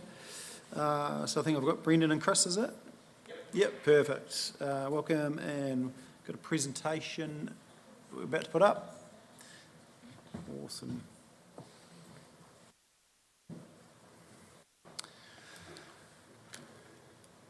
So welcome, and I'll pass over to you to introduce yourselves and go through the presentation, and I'm sure there'll be some questions. That's always of interest. Lovely, thank you, and thank you for having us here today to present to you. My name's Chris Rogers. I'm the South Island Operations Manager for QV, and this is Brendan McCurley. He's the Canterbury Region Manager. And obviously we're here to talk to you about a successfully implemented Timaru District revaluation. Just what I'll be covering, just a wee bit around the legislation and the rules. A wee bit on the process. Brendan's going to talk to you about the revaluation results, and then a wee bit on objections and the key dates. We're governed by the Rating Valuation Act of 1998, which is supported by the Rating Valuation Rules. That Act gives power to the Office of the Valuer General that audits our work and certifies the revaluation to go out to the public. And over the last just to give you a little insight into the environment we've been working in for the last 3-4 years, that regulatory pressure has become a lot more intense, I shall call it. and the level at which we need to get the values and the supporting information to is a lot more detailed than it has been previously. Part of that has been at the initial audit stage, where the Office of the Valuer-General sort of implemented a traffic light system, which is stop, you've done a terrible job, orange, pause and rethink about it, and green, you're good to go. And then they've now turned that into what we call in-house the OVG rainbow, because they've thrown a few more colours in. So for the Timaru district revaluation, we received the blue, which is proceed on the normal timeframes, but there's a bit of follow-up work to be completed, and that resulted in a small delay to the normal timelines. Just some minor changes needed to be made. And then part of that is the capacity of the Office of the Valuer-General, the auditors. There's only so many, and they were unavailable. Just a wee bit on rating valuations versus market valuations. Rating valuations are a snapshot at time. Timaru District Council is the 1st of September 2023, and they'll be used for rating purposes for the 1st of July. You know, as if the market changes, we've had a very turbulent last 3 to 4 years on the property market, as most of you will be aware. Whereas that market changes, our rating valuations stay the same, and we perform roll maintenance, and it is all based on uniformity as at that date. So the market goes on, and we're back to that date, how we value our roll maintenance. A little bit on rating values. They exclude plant, chattels and trees, and they are based on a freehold title, not a leasehold interest. And the biggest thing is that they are set by the community. So we interpret sales data and on the market data, and what the market tells us, that's where we set those value levels.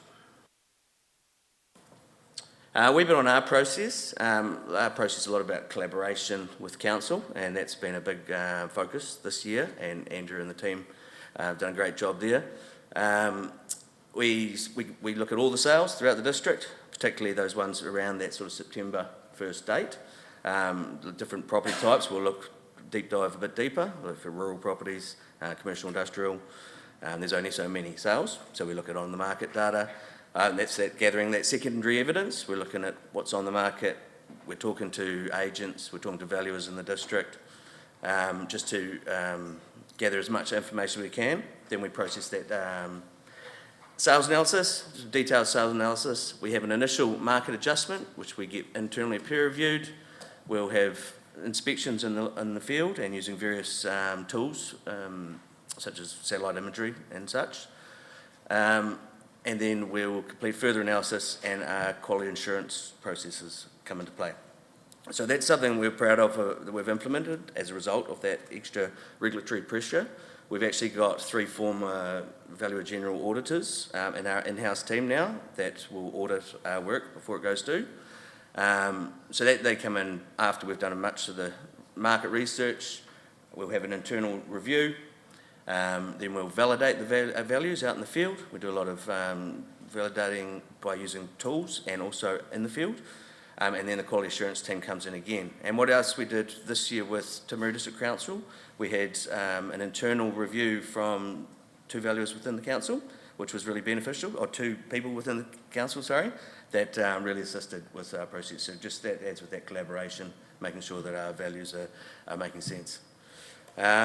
I will breeze over this quickly, but then as another result, we've created a platform for all our IT team. It's created, and we get all sorts of boring numbers and tables to look at that us valuers love, but I won't bore you with most of those.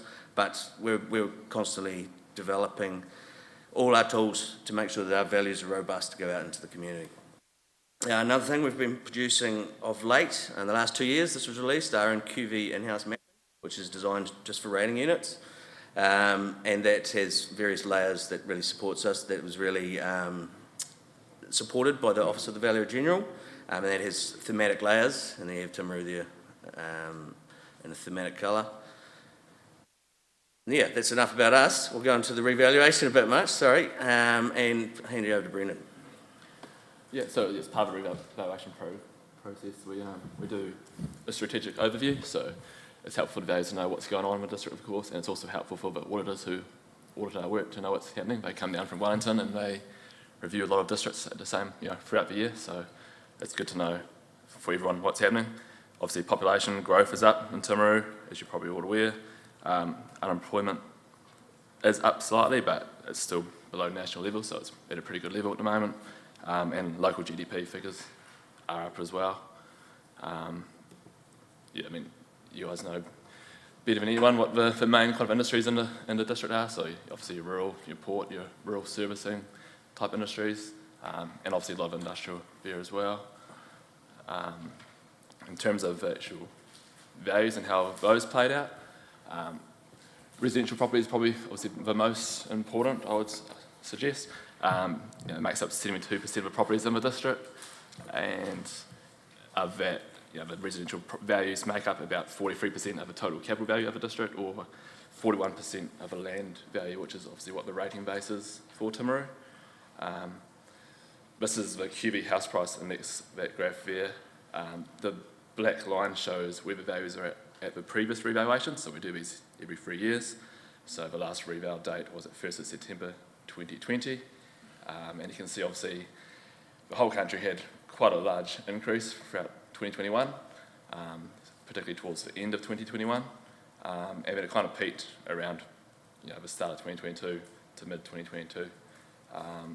In a lot of regions we've seen decreases from that kind of unsustainable peak, but with Timaru residential, it didn't have the same kind of increase. Like, it was still a significant increase, but not the same as other districts.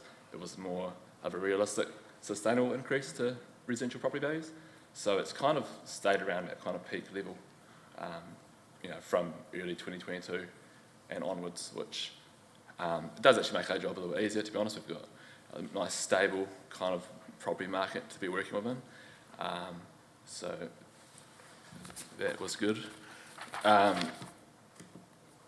For the residential market overall, we increased capital values by 26.2%. Land values went up by 28.4%, which is your rating base. And just to put that into perspective, I guess, your typical section now in North or South Timaru is sitting around $220,000. And your prime new subdivision, so you're out west, average sites are ranging between $280,000 to $350,000 now. And then, central Timaru, you're talking more $365,000 for, an average land value. In terms of house values, the ranges we've got on this presentation are quite broad. It's hard to narrow things down for a presentation like this, but a typical 3-bedroom dwelling can range from $370,000 to $600,000 now, or a 4-bedroom dwelling, $430,000 to $680,000. This graph here shows the capital value and land value movements that our new values are showing through the different sales groups of Timaru. So we break different parts of the township into different sales groups, and obviously, Geraldine is the one on the far left, so that's its own kind of grouping of values there. You'll notice the 4 graphs to the right are showing the highest increases in terms of a percentage. So that's Geraldine, Pleasant Point, rural Timaru and Temuka. So those areas have seen larger percent increases because typically they've got, I guess, a lower starting base. And that's pretty much as expected. Your lower values will move by a high percentage in these kind of revaluations. Onto the business. I guess the main talking point for the business for you guys would be that the industrial land has gone up by 55.3%, which sounds like quite a lot in the last 3 years. I guess the key drivers for that was that industrial has really been a really strong performer throughout the country, and in a place like Timaru, it is quite a strong industry. Obviously, you've got the port there backing it as well. I guess a lot of land out at Washlight Way did see significant increases as well. A lot of that land was basically at pretty much rural levels, but we've seen sales evidence out there at much higher industrial kind of levels. So those are some factors probably attributing to that. Okay, move on to the next one. In terms of a rural, I think dairy and pastoral make up the majority of it. Dairy values are up 8.4% on the land, while pastoral's up 16.2% overall. I think the reason for the higher increase for pastoral is that it's typically lower values again to start with, and probably a few less pressures there that the dairy, that's impacting the dairy more so than pastoral property types. And yeah, this is basically the overview of all the property category types for Timaru. The one that probably stands out to some people potentially would be the utilities values, how that has increased by 50.1% on a capital value. Now the capital value, obviously the utilities covers like a broad range of properties, so one of the main ones there would be the council free waters. There's been a lot of capital expenditure there over the last 3 years, and obviously it's kind of based on the cost approach as well. And with costs increasing so much in the last year for construction and for everything really, that's mostly been the reason for that large increase. The land values only increased slightly. Now for utilities, a lot of utility type properties don't actually have a land value. That's just the way they're rated under the rating rules, so that's why that level is quite low. And also the irrigation schemes, the land values for those properties has decreased, and that's due to a change of methodology from the last 3 years. Basically the Office of the Valuer General has changed the way that we value those types of properties. So those have actually seen a decrease in land value, and that's partly why there's quite a low land value increase for utilities types. And obviously industrial stands out there again, which you mentioned before.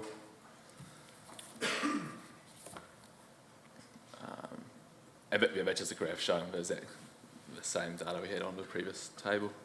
But as you see, industrial land value is really standing out there.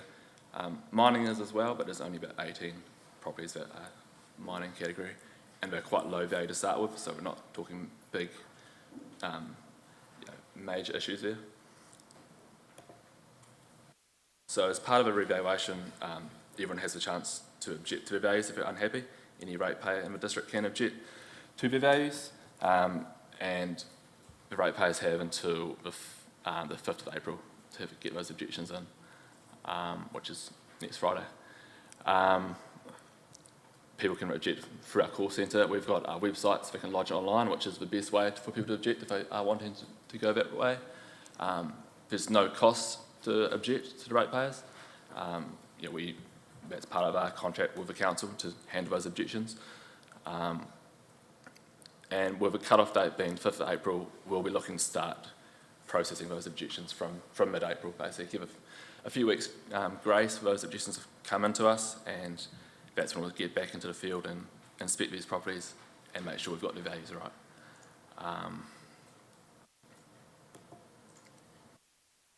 And just to summarise the key dates for the revaluation, so our effective date is the 1st of September 2023. The owner's notice was posted out from the 20th of February, and they can object until the 5th of April, and these new values will be used for rating purposes from the 1st of July this year. I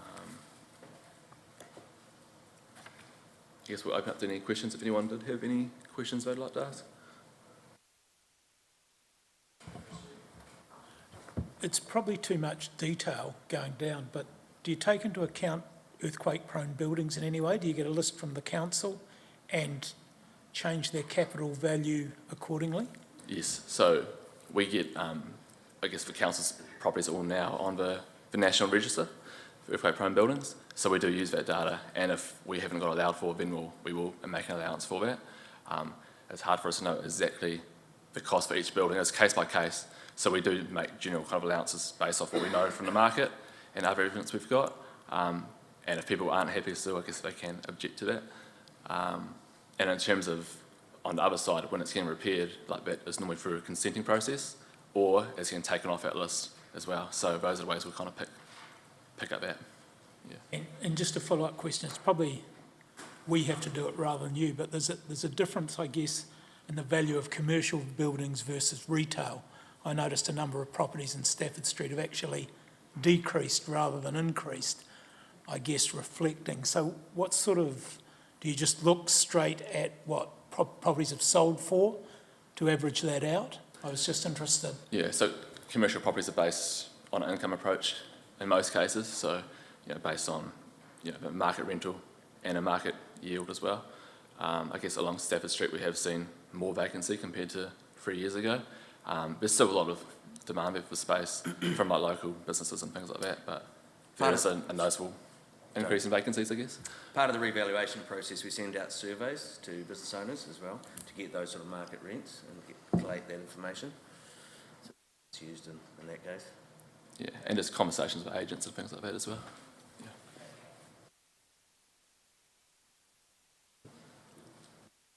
Councillor Oliver.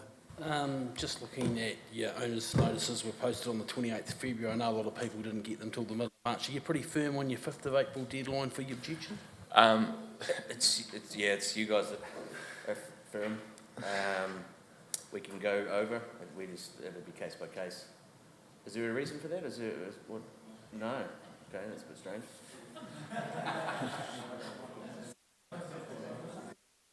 Okay, well maybe we need to look into that. Yeah. Yeah, okay. Well, maybe have to see how localised that is. Yeah, okay. That's right. But it is case by case, and it's council. We'll have a period afterwards, and if they're coming in late, council will advise whether they'll accept it or not. Yeah. Typically, we do accept them late for the first week or so, and then it's up to the council to decide case by case if they want them or not. So, yeah. It takes a long time. Alrighty, eyes on the prize, guys. Any actual questions? Yes, perfect. Councillor Byer. Sorry, not a question for you guys. So who pays for this? Is it council paying for this? And if we rate on land value, why do we even bother getting? It's probably. Sorry. You want to go?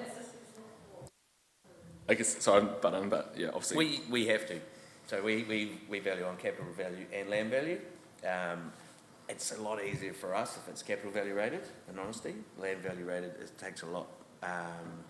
It's more of a fine-tooth comb from the Valuer General, and in this case, the Deputy Valuer General, who is a Timaru born and bred rural chap that knows every property.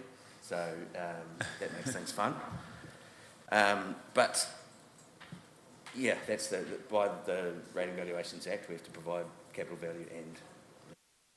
I guess part of the reason is that councils can actually change the way they want to rate, so they just have to be maintained. Yeah. I think to consider. Not specifically to you guys, but we were going to do a rating review ourselves that was put off because of Three Waters. Is that back now on the table? Yeah, we discussed it this very morning. So it'll be a full revenue review, including rates. Where there'll be winners and losers. It's not a great one, isn't it? But anyway, okay, any further questions? That's really insightful. No? Thanks, Chris and Brendan. So the motion is just to receive a presentation, so I'm happy to move that. Councillor Burt, seconder. Put the motion. All those in favour, please say aye. Against, that carried. Brilliant, thank you. That's awesome. Thank you. Cheers. Okay, that was 9.4, go now to 9.5, and welcome Venture Timaru for the quarterly report. Welcome, Nigel.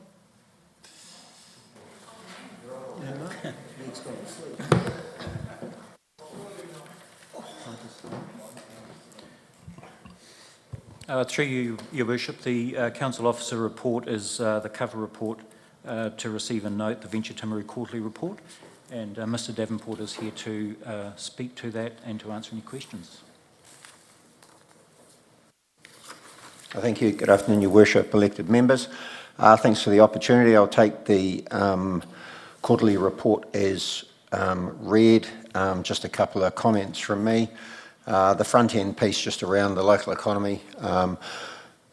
There's a few creaks happening across the construction sector, especially those companies involved directly in the residential side of things. I think also, whilst we are the backbone, our backbone is the primary sector, the impact of some of the dairy, forestry, meat prices took a bit of a dive in that last quarter to December, dairy's recovered a bit, but bit of a flow through there. But I suppose the beauty is that we are a significantly diverse economy in terms of our industry sectors, so we can weather that storm probably a wee bit better than others. But that said, we're heading into what is traditionally a bit of a hibernation period through winter as well. So as important as ever that we look after each other, but most importantly from an economic perspective, we continue to buy local as much as possible and support those that support us. So in terms of the report itself, as I say, I'll take it as read. Happy to take any questions. One of the left field and more interesting things happening next month is a reality TV show being shot on the outskirts of Timaru. If you haven't had your invite yet, I'm sorry you've missed out, Stu. But yeah, something quite interesting. So what's it entitled? Is it? It's not A Place for Nigel, is it? By any chance? No. yeah, we're all making plans for Nigel, XTC. Yeah. So yeah, I'm happy to.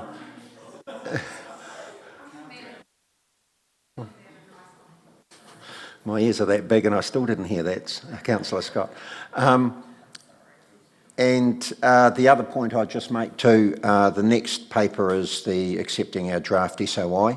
I notice in the recommendation you talk of a subgroup or all of you. We do actually have a statement of intent workshop set down for the 15th of April, which is specifically aligned to that. But I'm happy to answer anything obviously at this stage as well. So thank you. Perfect, thank you. So any questions in regard to the quarterly report to begin with? Yeah, Councillor Parker, thank you. Thank you, Nigel. My first question is on page 63. You've reported that there is 160 new retail jobs locally. Can you expand a little bit? Is that the impact of the showgrounds or? Effectively, I asked the question. It's very hard to dive into it, given that a lot of the employment data is actually derived out of NSIC codes through IRD, and they're very protective. But we anticipate that a good chunk of them will be in relation to that. Has to be. Yeah. Yep.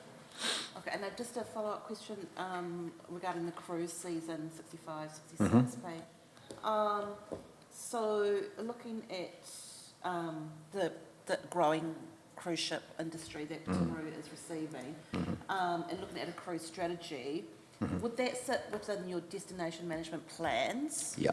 And so, how often do you update those management plans? Because the 2001 is the only one I can find online. 2021. Yeah, 2021. Yep. Yeah, is the only one I can find online. So it's currently been updated because when we did it in 2021, we actually didn't have a cruise sector at all. Yeah. So we're in the final stages of re-engaging with our stakeholders around the cruise sector, Primeport obviously being a prime one, excuse the pun, and others as well. So the destination management plan is being refreshed as we speak. Thank you.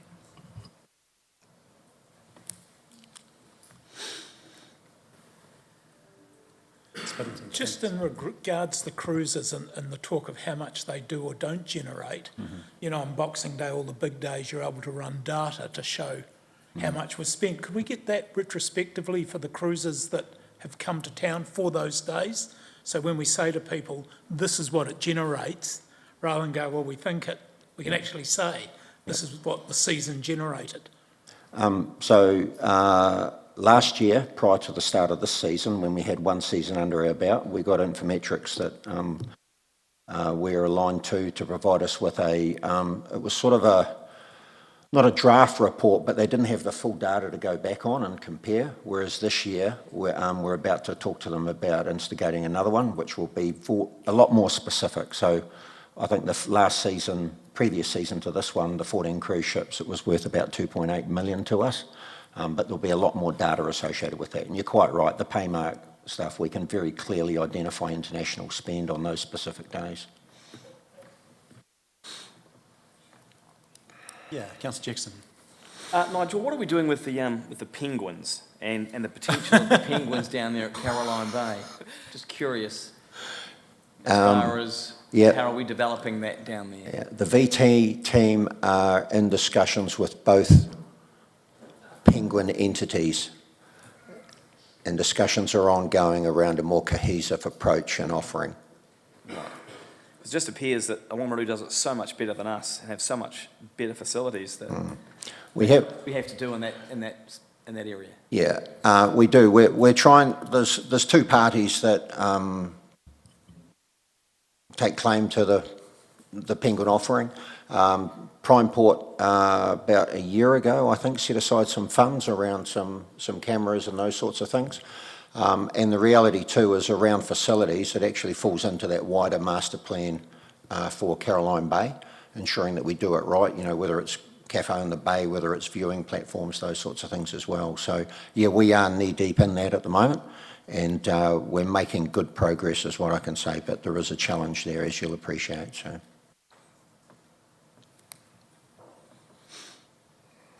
Councillor, further on penguins or something else? No, I just actually wanted to go back to the cruise and endorse what Councillor Parker said and how that sounds like a fantastic thing for Timaru, and how we need to make sure as a council and VT are doing everything we can to make that a good experience for everyone.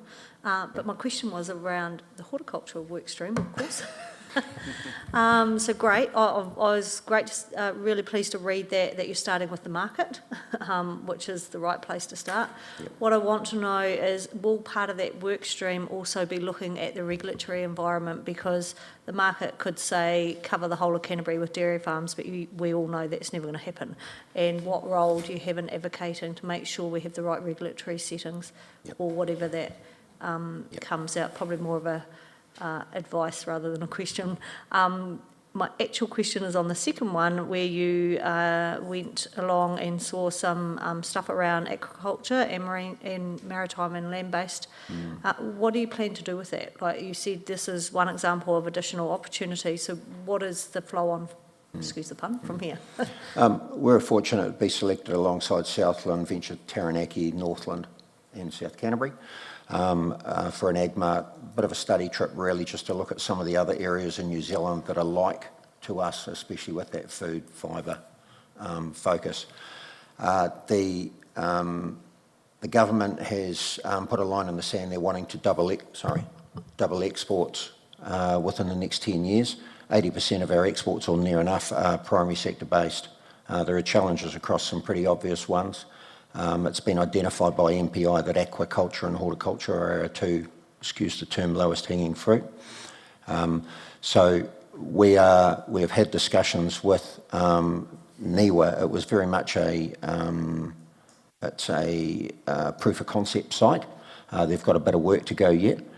So the opportunities for us, given our, I suppose, our strength across the wider food and fibre sector, is to make sure that we see and understand those opportunities and whittle them down. And that aquaculture one, that on-site farming of kingfish and haupuka can be replicated anywhere in the country, provided you've got access to seawater and you've got access to heat, so that you can regulate the water. So, so yeah, it was something I hadn't seen before, I wasn't aware of, but when you dovetail it into some of the strengths that we've got and the capability and skills that we've got here, it has to be right up there. Awesome, thank you. And just on the cruise side of things, with my own business hat on, it's just been phenomenal, especially at the end of the season. And the other thing to note, which is interesting, is independent travellers international have been making up to about 30% of the market. So if they weren't there, and people think, you know, a place like Timaru itself is not touristy, but if they weren't there, then the market would be really, really flat. So that's really interesting. Could I just say, Your Worship, too, there was a table, Benji Patterson, independent economist, put it in the back of our report there, actually showed the visitor spends of areas that are recovered well and better than others post-COVID. We're actually fourth on the list. Our domestic visitor spend was up 130% on pre-COVID levels, and our international spend was sitting around 90% against the New Zealand average of about 76%. So the cruise obviously plays its part in that, but as does the wide variety of events which are supported through the Major Events Fund, obviously, that council support via us as well. Brilliant. So any further questions? I'll move that. Councillor Jackson. Yeah, just regarding, we invested quite heavily in Kaylee Bell last summer. Are we looking at doing something along those sort of lines this summer as like a headline act to draw people here? Can you say anything? Yeah, there's apparently a Neil Diamond act that could not be on our list. Thanks for the plug, Nigel. Yeah, could not be on our list, councillor. Yeah, most definitely. A hard act to follow, to be quite honest. Like, it was absolutely awesome. And it was the fullest the Soundshell area's been in years, I think. So yeah, our intention is to continue to replicate that, to sit alongside the Caroline Bay Carnival with a headline act and help develop, I suppose, the wider offering of the carnival to ensure its relevancy but also its future as well. And Councillor Jackson, you'd like to second that? Perfect. Put the motion. All those in favour, please say aye. Brilliant, and stay there. So we've got the receipt of the Venture Timaru statement of intent. You did just make the point that we are having a workshop on this shortly. Is there anything else you want to add in that regard? I just wanted to add, this is a first crack at a bit more of a easily digestible format, I suppose, which sort of highlights alignment to council's own vision and values, but importantly sets out our approach, our long-term, our shorter-term and our more immediate focus as well. So we look forward to discussing that in depth with you all and your senior leadership team come the 15th as well. Thank you. Is there any specific... 16th, sorry. That's all right. And I know just general conversations that were, overall it's, pretty good stuff, I would have thought. So any questions specifically? Are we happy to just move to the workshop in a few weeks' time? You're more than welcome. Don't be shy. I do. But, go for it. well, just in preparation for the workshop, I'm not 100% convinced that you've covered everything we've set out in our letter of expectations in this here. Like, I think it's a great start, great to see some KPIs.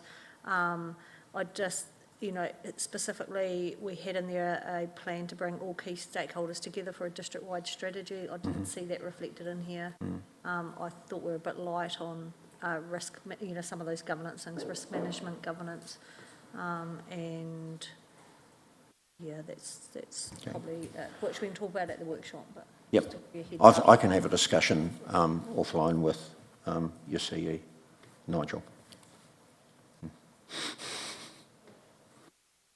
Councillor Parker. Just a quick question, just looking, and I hopefully got my columns in the right. Tourism grants from 2023 up to the proposed budget, it's like increased by $271,000 in 2 years. Is that right? So 197, 2023, 2023, 24, 395, and then proposing 468.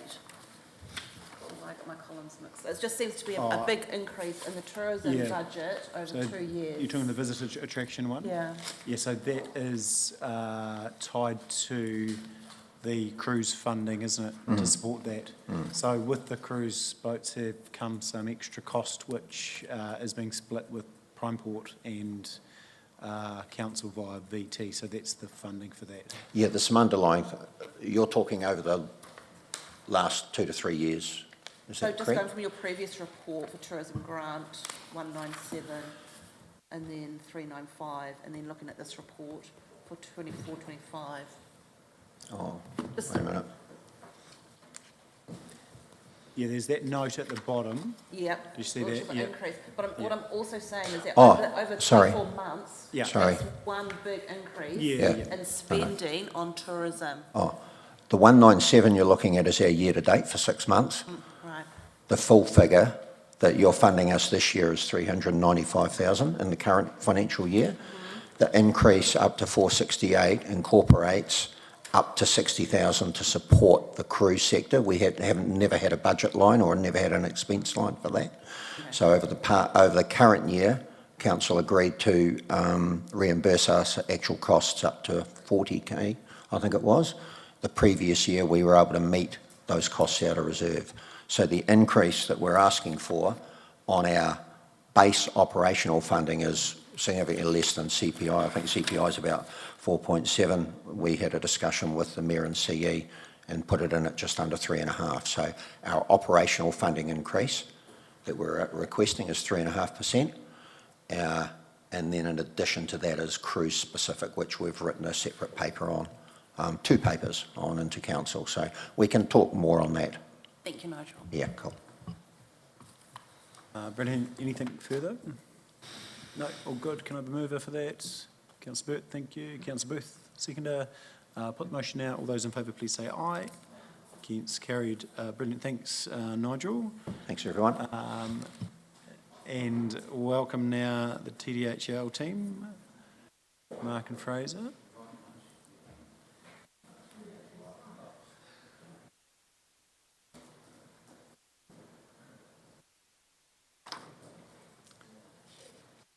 So first we have the quarterly report and then receipt of the TDHL draft statement of intent and then the draft modified. So I'll pass to you, Mark. Mr. Rogers. Thank you, Your Worship, councillors. So the report for the period 1st July 2023 to 31st December 2023. I'll just touch on some of the key points from our letter. Financial statements and activity updates show the positive start to the year has continued with ongoing engagement with stakeholders and net operating profit tracking above budget. Regarding financial performance, the year-to-date net operating profit is $1 million, which is favourable to year-to-date budget. While revenue is slightly higher, the positive variance is primarily due to lower expenses. Regarding the balance sheet and statement of cash flows reflect the increased equity position from the close of the 2023 year. The strong cash position from 22-23 has been allocated to investments in capital projects such as Martin Street and Linden Street acquisitions and the 3 Fraser Street site ceiling project.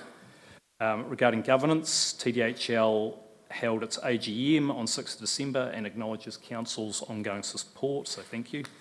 Following the AGM, a productive workshop was held on the development of TDHL's investment strategy. Further work has since been completed by the board on the investment policy statement, and we look forward to presenting this to the council at a workshop in mid-April. Regarding Primeport, an annual dividend of $757,500 was paid by Primeport to TDHL. As reported in the previous quarterly report, the 2023 financial year was challenging, and the dividend reflects this from Primeport. Since the time of this report, TDHL has also initiated a director appointment process for Primeport following the resignation of Damon Odie. And have you got anything to add? I'll take the rest of the report as read and take questions. Thank you. Could you perhaps just give us an update on Alpine Energy and how they're tracking? Yeah, they're tracking well. They're going into financial end of year now, so we'll be getting there. They've got a 31 March balance date. The consultation on DPP4 has been progressing, and there'll be some initial releases from the Commerce Commission in May, but it won't be finalised till the end of this year. But it's all about DPP4 and the price settings going forward for them.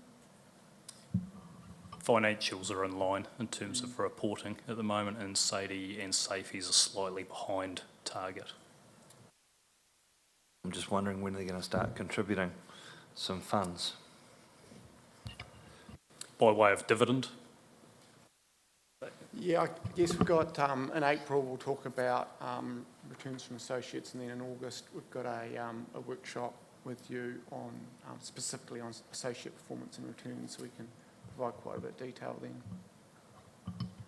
Still within their debt levels in regards to their equity allowances and etc. And just what level of debt are they carrying at the moment? 90 million at the moment, which is within covenants. And within their forecasts. But I think, you know, as we've signalled, it's a sector with some really broad challenges, and it's not just Alpine, it's every lines company, it's every every community is facing the challenges, and you've probably seen, you know, Aurora down in Dunedin, Dunedin City Council are looking at changing, you know, asking questions about that. As a sector, they face the headwinds of decreases, manage their networks and operate, so. And we are having the discussions with them at the moment in regards to the SOI process regarding dividend, and in consultation with all shareholding parties. Councillor Jackson. Thank you, Your Worship. Just want to ask about the Majestic Theatre. So I see that we're doing some asbestos removal, but anyone knocking down the doors to purchase that or to renovate, maybe? So we've seen articles in the newspaper, and we're open to all offers, and we've reached out with individuals in the community. We've explained that we need to understand the value proposition and how much they would like to pay for the properties, and we've had nothing back at this stage. Councillor Pye. Thank you. I see under property that Fraser Street was a major capital project with significant value added to the tenant. What about the significant value to TDHL? Are we getting a return on that capital? You failed to mention that. Yeah, we are. It's a chargeback, so it's you know, it's a win-win for all parties. The rent is linked to the capital improvement.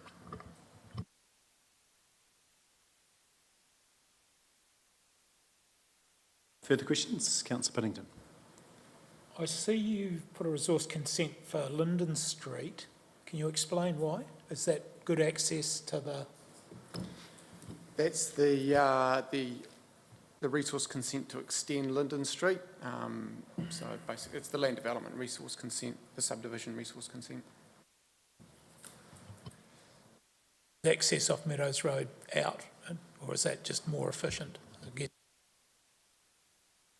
It enables access off Meadows Road and Linden Street. Under the outline development plan and the district plan, it envisages that Linden Street will be extended through to Aorangi Road. So this is the first stage of that extension. So we open up both sides of Linden Street and access off Meadows Road will be enabled.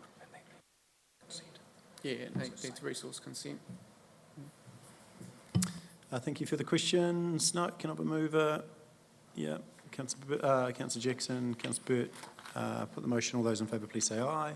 Against carried. Move now to page 97, which is TDHL received a draft statement of intent. A little bit of a double up there. So did you just want to speak to the two in general, if you like? Yep, thank you, Your Worship. Thank you for the letter of expectation from Council. That was timely because we were reviewing our statement of intent at that time, so we reviewed it in line with the letter of expectation. Hence, the cover letter has been written to align the letter of expectation with our statement of intent and try to explain how we have answered each of the aspects within the letter of expectation in the statement of intent, if I got those words all right. I'll take the letter as read. The only point I do wish to clarify is on page 107, which is around the table performance targets. The line dividends per share, it has 0.03, 0.04, 0.05 and 0.05. What that links to, what that actually is in terms of dividend, so 2023-24 is $1 million, 24-25 is $1.2 million dividend, 25-26 is $1.4 million dividend, and 26-27 is $1.6 million dividend. So that's the forecast out for the dividend in real dollar terms, and that calculates through to the dividends per share reported there. So that's just for clarity linked to the expectations and the letter of expectations. And I'll take questions. Thank you. Questions? Sorry. Yeah, no, we'll take a comment. Yeah, Councillor Pye. sorry, and I did talk to Fraser about this yesterday, but I find the earnings per share and the dividends per share very confusing, and I understand the audited figures, but the earning, like, on the face of it, it looks like a very, very poor dividend. But the earnings per share is not just cash, is it? And I do wonder if we could have a different line in there that has your, you know, what you're retaining, because then it makes the dividend look a lot, or the rate of the dividend look a lot better. Yeah, well, we can look at some options around doing that, and part of that April workshop will be around the returns that the TDHL is generating, and we'll break them down. And we'll look at the percentage of earnings passed through as a dividend, and I'll probably, extending Mark's comments there about the dividend, in the early stages of, the current early stages of TDHL's reinvestment and diversity journey, there's a bit of a balance there between what we pay back as a dividend and what we reinvest and use to pay down debt. So it'd be really good to have a deeper conversation about that in April as well. Councillor Piddington. Just in the financial forecasts on page 108, next year you're forecasting expenses at $500,000 more than this year, but you're also expecting revenue of 600, other revenue of 600,000 more. Can you give us a feel for what both those are? The revenue is forecast revenue from Linden Street, having that tenanted and occupied, so that's obviously a forecast. And the costs, there's a range of costs in there around compliance. There's quite a bit there, and support district plan review support, to be honest.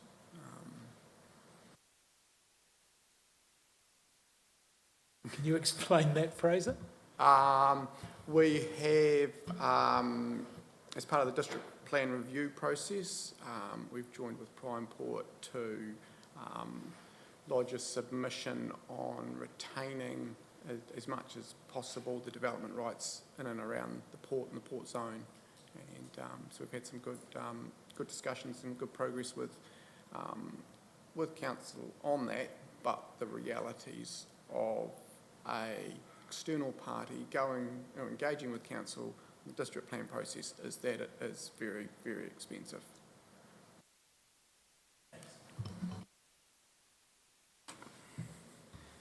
Yeah, it does highlight it. It's not just the cost of council, there's a lot of costs sitting out there for those submitting on the plan. Any further questions, or can I have a mover for that? Yeah, Councillor Booth, Councillor Parker, put the motion. All those in favour, please say aye. Against, carried. And then we've got the next one, 114, draft modified TDHL statement of intent. Anything to add? That follows on from the review by the Audit New Zealand in regards to CCO versus CCTO. We are a CCTO. We have changed our statement of intent to align with the requirements. This is that. Yeah, cool. I think you always were. I'm happy to move that if there's no other questions. Councillor Shannon, happy to second that. No further questions, comments? No, all pretty good. Okay, I'll put the motion. All those in favour, please say aye. Against, carried. Brilliant. Thank you. I might, just in the interest of people in the public gallery, I might bring forward, thank you team, appreciate that. I might just bring forward 9.12, which is bringing forward future development areas at Seadown and Kennells Road, because I know there's been some people that are waiting with interest, and so I'll ask the team to come up. So that is on page 222.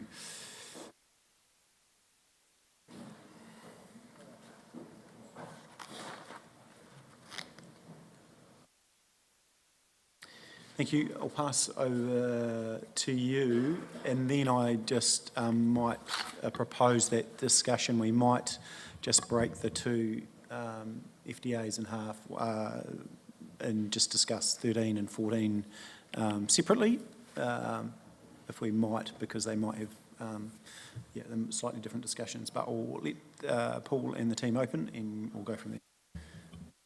Thank you, Your Worship. Through you, this report was requested to consider the high-level cost estimates of what might be involved in taking FTA 13 and 14 forward as... Sorry? That's right. Mr. De Jeux, you'll get an opportunity to speak shortly. Thank you. Mr. Cooper, go on. Thanks. Requested by the Environmental Services Committee, actually, and brought back here to Council today. The report has been authored by Hamish Burrell. He's Planning Manager for Consents, Compliance and Strategy. And I thought I'd also bring in Aaron Haggart, who's our new Planning Manager for the District Plan Review today as well, and he can speak to any questions around risks to the District Plan Review process. So at a high level, I suppose, in summary, it's not a no, it's a not now, but there is obviously a lot more things to discuss, and I'd open that up to the floor and ask for any questions to be put forward. Thanks. Thank you. And Mr. De Jeux, possibly Mr. Hull, will get the opportunity to speak. And I know there's other interested parties here representing the trust, etc. So just be mindful of the different people in the room. But I'll just go to questions, then we can bring some of the others in after, and there'll be the opportunity to question those as well. Councillor Whittington.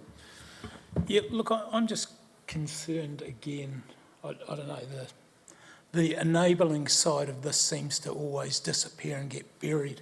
I mean, nowhere in the report to say 400 houses will return 1.2 million in rates, you know, it just seems to be unbalanced in some ways. It concerns me that our own growth management strategy seems to hamstring us because we can't do it because we agreed way back to something else with land that's unattractive and part of that. I mean, to me, some of the costs seem a bit outrageous. I guess if we were talking the industrial area, that probably doesn't need a sewer direct anywhere because it might in fact be an inland port. And I guess some of the costs too can be covered by financial contributions as well. So nowhere in it do I see the balance there saying some of these contributions can come from the developer. I'm still totally in favour of moving forward with this because Venture Timaru came and just spoke again, and on top of their report is future housing. We're hearing it from everywhere at different angles, and I think we need to enable it. We've got a willing developer that will take most of the risk. We need to start taking these opportunities.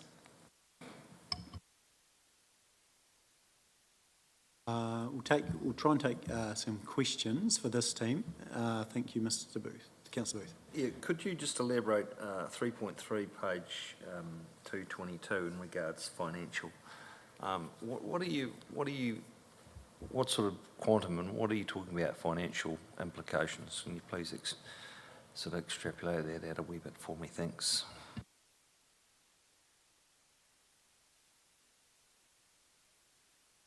So, thank you, Councillor. 3.3 refers to the cost in implementing a variation to the district plan versus a private plan change. So, any time you notify a change or impact on the district plan review, that's going to come with additional costs on top of those costs that are attached to the report, which would be the technical costs to put a proposed plan change together. On top of those costs, additional funding from a council, if council was asked to carry that process through, would be the notification process, any examination of those technical reports, engaging a planner to carry through that process, carrying out the hearing and the like. So, as I'm sure you're all aware, any process in relation to planning becomes very costly and time consuming and goes beyond the initial putting together of what the supporting documents may be. Are we not sort of going through the district plan update right now? Yes, correct. The best way to describe the current district plan is when council decided to notify that version, a line was drawn in the sand and that was notified, and that's what everyone's engaged on and provided input to date. If council was to direct a change to that district plan, council has to go multiple steps back, propose that change, then go through the whole notification process again. There can be implications on the district plan review that's currently in process, and that it may need to stop depending on what that change needs to, the proposed change needs to make to what's already been notified, so can result in delays in that project, re-litigation or resubmissions on some of those points that are already through the process. So yes, whilst council is in a district plan review process to make a change to it based on the position it is in now, would require a bit of a reset and restart in some regards. I guess I'm concerned that all I'm hearing is excuses and reasons and problems that we shouldn't do something, where it's quite clear that we need to do something. We need to change the settings. So I guess what I'd like to hear from the council officers is how do we do this, and how do we make it happen within the next couple of years? Because at the moment our offering is not sufficient, and it's not meeting the requirements.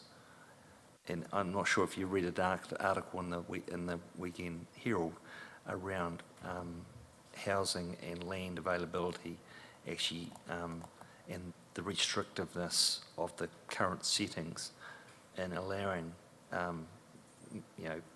development to occur, and therefore affecting the outcomes for the particular districts. And so I guess what I'd like to hear is how do we actually make this happen, and if there's a cost involved, how we sheet that back to the developer to pay for it. And so there isn't a financial impact other than the opportunity for people to build a house on a piece of land that's affordable and where they want to live. Yeah, thank you, Councillor Booth. In relation to the team, they have ethics and professional standards, and when we ask a planning question, they give planning advice. And their advice is suitable for the current climate or the current planning framework. In terms of what we could do, I think it's kind of inferred in the report, but probably not stated clearly, that there is an opportunity with this 30-year growth horizon and the MPS for urban development that's coming mid-year. There's an opportunity for provincial councils like us, being Tier 3, to lobby central government and influence them to include Tier 3 councils along with Tier 1 and 2, so that we aren't disproportionately negatively affected by that policy, so that there's more migration to the metros.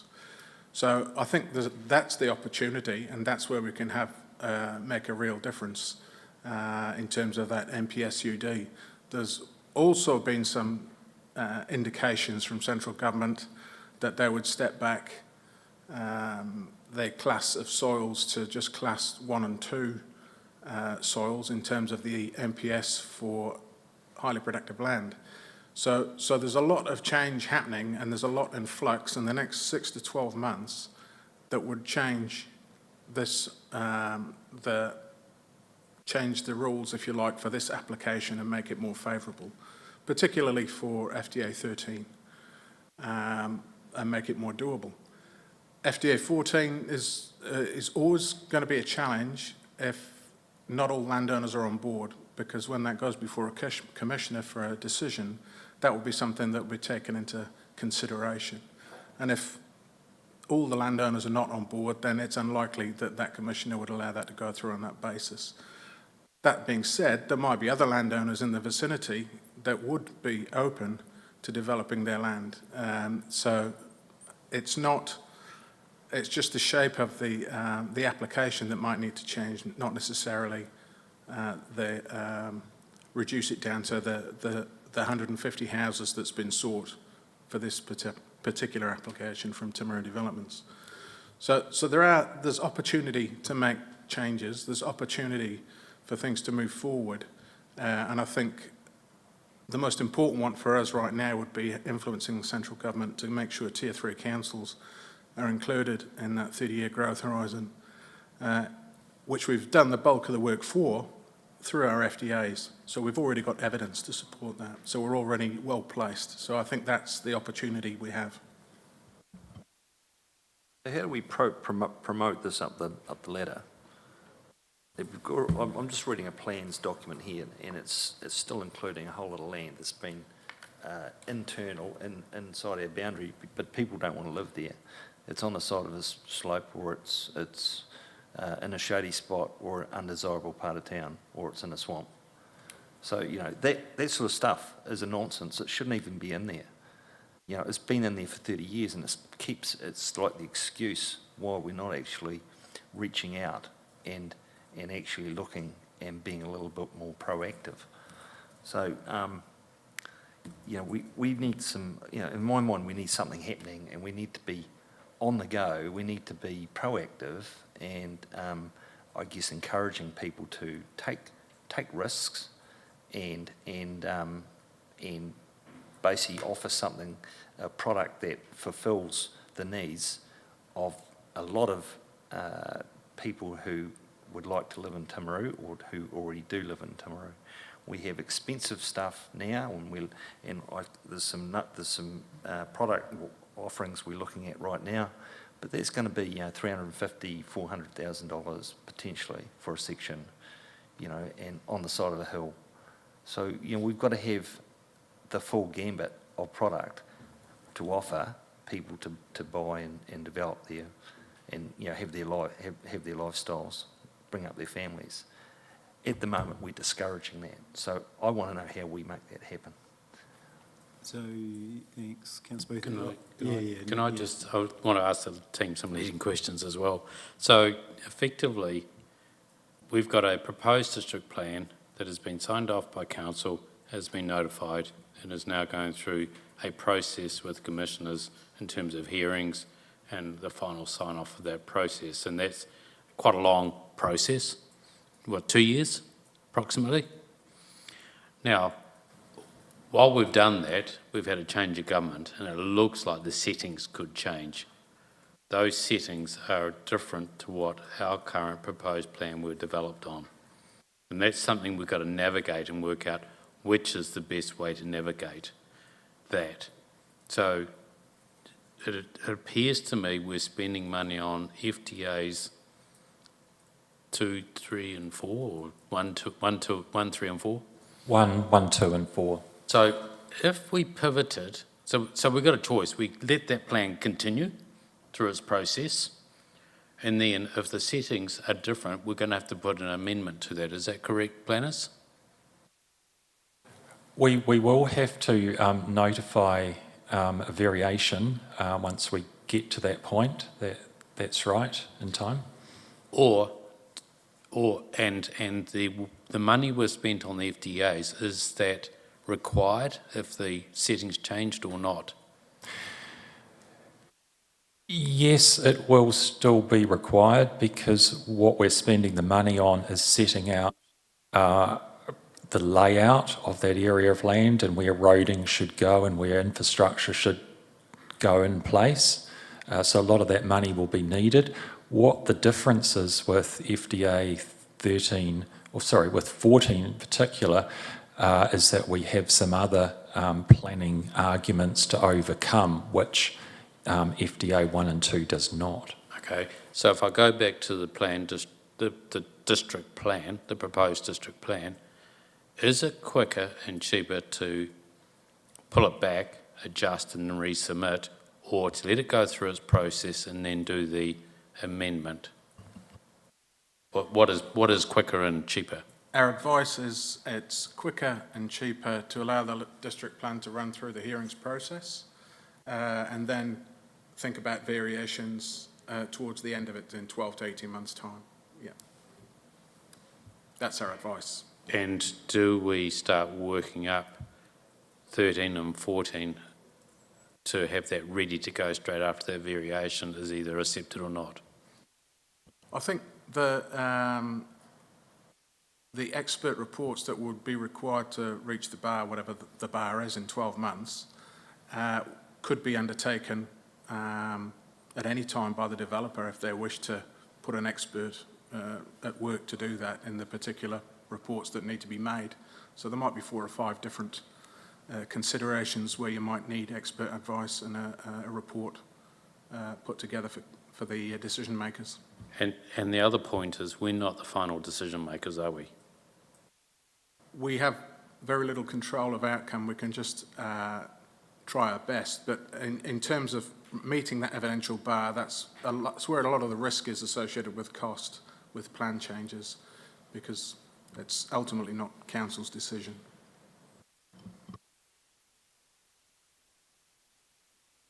Yeah, Councillor Pye.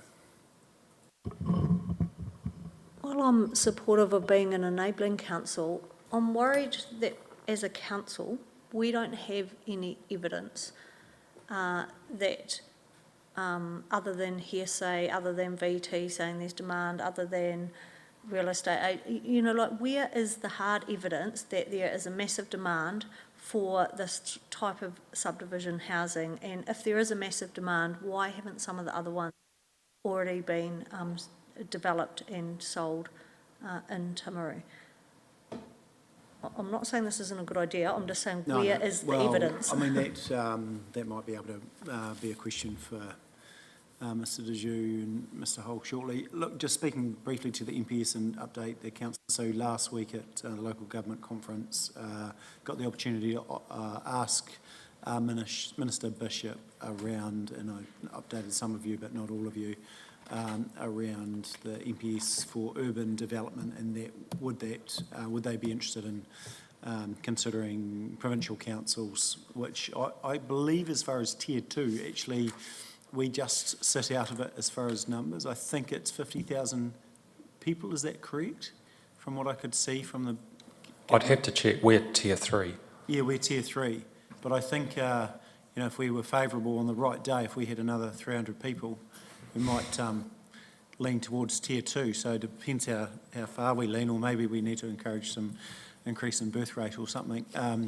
But we're not we're not far off. We're within a stone's throw. But he was very receptive of the question around allowing that 30-year growth to extend to provincial councils or Tier 3, and did say that he'd be keen to meet on that, and that's something that we're taking up, and have rung the neighbouring councils. So this has all just happened over the weekend. Run the neighbouring councils who are supportive to, and I've also been talking with James Meagher's office and how we best approach that. And so that would have, you know, ideally mean probably myself and Nigel go to Wellington to try and get in front of them so we can influence that urban development NPS, which would be helpful across all of these discussions as far as where cost lies and what have you. Which I don't know, do we know the timing on when they're expecting a new NPS? Does anyone have an indication? I will say, and I could be corrected by the Network News probably at the moment that's going on, but no, we don't, other than possibly towards the end of the year. I know some of the other national policy statements, it is likely to be at least 6 months. Yes, yeah. I think the key thing is that we get in front of them so we can influence, and they were very receptive because they're pro-growth in that regard. So I think there's a real opportunity that does sit in there, which could help solve a lot of our problems. What I might do now is just invite, was there any other further questions for our team at the moment? And we'll get you back up to close. But I might ask if you guys take some seats, and I'll invite Mr Dejoux and is Mr Hull going to jump up as well to come and speak to us?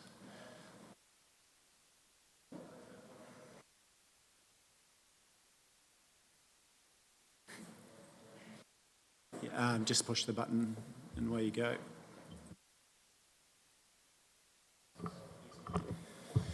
Thank you, Worship. Councillors, thank you for the opportunity to speak. I guess our kind of key position is that the proposed district plan as it was put out, that line in the sand that went out for public consultation just isn't fit for purpose in terms of where we are with the current setting. So what you've got is it really is just far too conservative in its approach to growth. And it, trying to force that infill development before development spreads out further. So really, the way I liken it is almost to the article Councillor Booth has referred to that was in Stuff, and it's, if you use that supermarket analogy, it's like forcing everyone to buy all the food off the shelves before you restock them. And obviously not everyone is wanting that land that is available, that is required for that infill to be completed before you move out. And I think this issue is just going to keep coming up time and time again. And what we see is you just constantly hit barriers in terms of the land that is available and the land that is available to do anything at scale. So really, really unless it's just going to keep coming up unless the plan is withdrawn and we start again and just kind of reset those settings really. And I think where we're at we're seeing with the council things are changing quickly, changing considerably and quickly, and we've seen announcements in relation to housing. We've seen those announcements in relation to SNAs, some of that direction that's come out. So what you've got is the previous, the proposed district plan has been drafted using those Labor policy settings, or a lot of that was implemented by the previous government. The new government has come in and things are changing rapidly, and this proposed district plan is caught up in that process. And I guess just what Fraser Munro highlighted in terms of the cost to TDHL to participate in that process, that is what everyone is trying to work through. So, the district plan sets out, what the council wants in terms of how it wants the district to grow and develop. But really, we're all kind of fighting against that. And it's, in terms of growth, it's based on the work that was put into the growth management strategy, which is almost sort of like the tail wagging the dog in terms of the people that have undertaken that work that's kind of influenced the way the plan has been drafted. So, unless there's a major reset in terms of that approach going forward, I think we're just sort of stuck really. We can't move forward. And so, what we've got in terms of Rooney Holdings and TDHL is, we've got land that is being purchased and is available. Sorry, TDL. I want to have Fraser Munro work for me. But we've got that. It's the we can develop it straight away if the planning settings enable us to do that. And so the way it's set out in terms of the proposed district plan and those future development areas, it's still set so private developers, would pay for those private plan changes. So, there's still a long way before that land can be developed with that process, plus the costs that are incurred in doing that. So with Kettles Road, there's one owner, not multiple owners. So that's to clarify, Mr. Cooper. So I don't know, we ask ourselves when we want to do it. So with the FDA's number 1, 2, 3 and 4, we actually own a lot of that land. So you can go and get that ready, but we might decide not to do that land for forever. So what a waste of money. You're just spending money that we're not going to develop it. We might just land bank it. At the moment, we need the lower cost housing. This report here is a heap of shit. It is absolute garbage. It says here it's going to cost 13 to 15 million to get a sewer line and water to the sites. Well, they're 500 metres down the road. So unless they're made of gold, well, I wouldn't have a clue how it's going to cost 13 or 15 million. So, you know, it's going to come to a stage where I come every so often to do subdivisions, and we keep getting knocked back. Well, all of a sudden, we're not going to do any more subdivisions. And we own most of the land. So what are you going to do then? Come knocking on the door and say, oh, we need some more sites. We've just finished 2 subdivisions now, in Mahoney's Hill and Hobb Street Tavern site, and they're all sold out before we even finished them. So that tells me there's demand. Well, even with the QV people, they're saying that the sites are going up, so the value is going up. There's obviously not the demand. There's obviously demand, so we need to bring that back. You know, if there's more available, the prices will come down. So I don't know. It's just becoming this here. You know, it's written by Andrew Ross, who's meant to be an independent. Well, he used to work here at the council. So I don't know how he's an independent. You know, a lot of this is just absolute shit. You know, I'm struggling to see how you can actually even take this seriously. Well, I think we might go to questions. Is there some questions? Councillor Pye, yeah. And this is, you kind of, when you said you own some of the land now and you're not developing it. Well, no, I'd say we will at some stage, but. So I'm supportive of doing this, but I'm just questioning who pays for it and at what time. Developer pays. Well, not at the moment. That's not what we've been asked in the paper. So my worry is council goes and spends a whole lot of money on this one, and then it doesn't get developed, just like all the other ones. Well, that's right. And that's what I'm trying to say. Yeah, no, but so You're not listening to us, they're not. how is Kennells Road any different? So that's Because it's lower cost housing, and that's what we need at the moment. We don't need 350 plus sites. But it's still a risk to council that it's a risk to me because I'm paying for it. Developer pays. Not if we do it as a variation. Oh. That's the problem with. Well, that's the problem I have, is that we've invested a whole lot of money in this proposed district plan. It's been 10 years in the making. If we could just get that finished, and we've had advice that we should concentrate on getting that done and then Advice do by this who? plan change. Advice by the people that reckon that College Road's good building site? No, they were different people. They were consultants and the lawyer around this actual. From Timaru? No. Oh, No. okay. So they don't know the areas or. Oh, no, but my concern is which is the quickest way to get this over the line at the least cost to the ratepayer.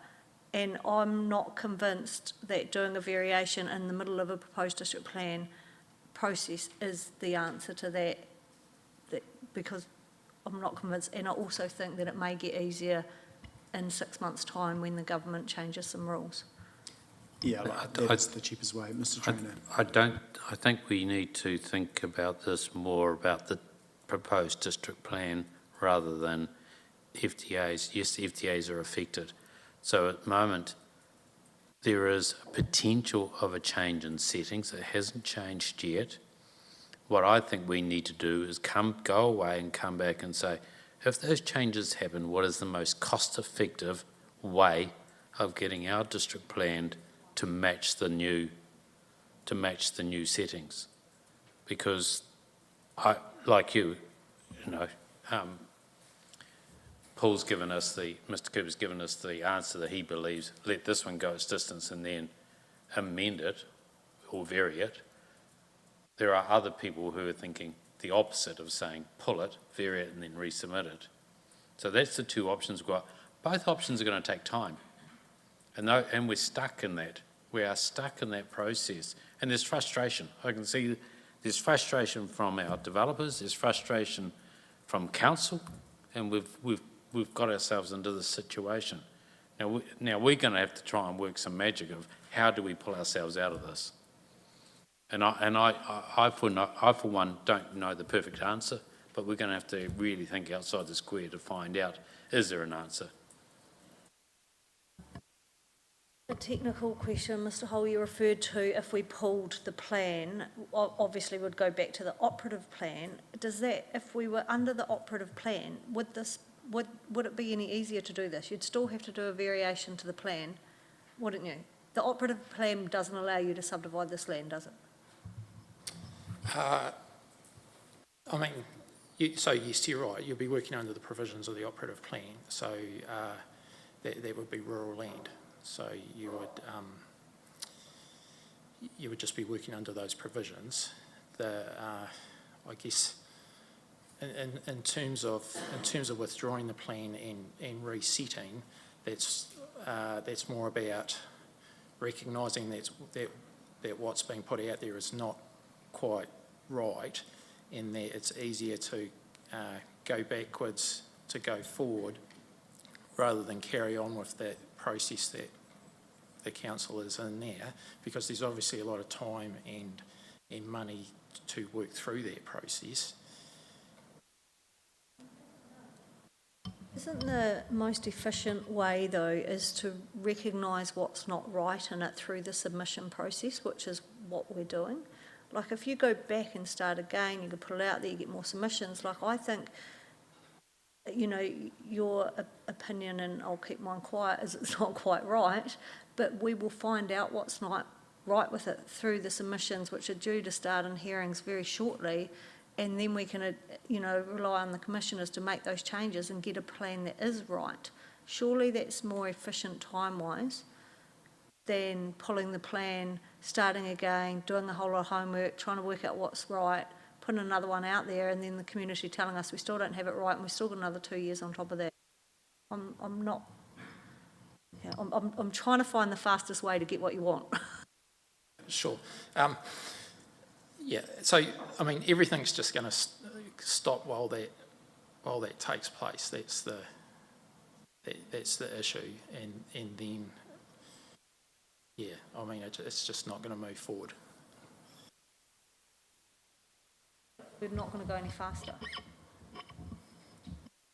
If it was pulled, we could still apply for resource consent to do some of what we want to do under the operative plan, and that may be less restrictive than some of the proposed plan provisions. And you can still apply for resource consent, though, for that site, but is that challenging because of the process?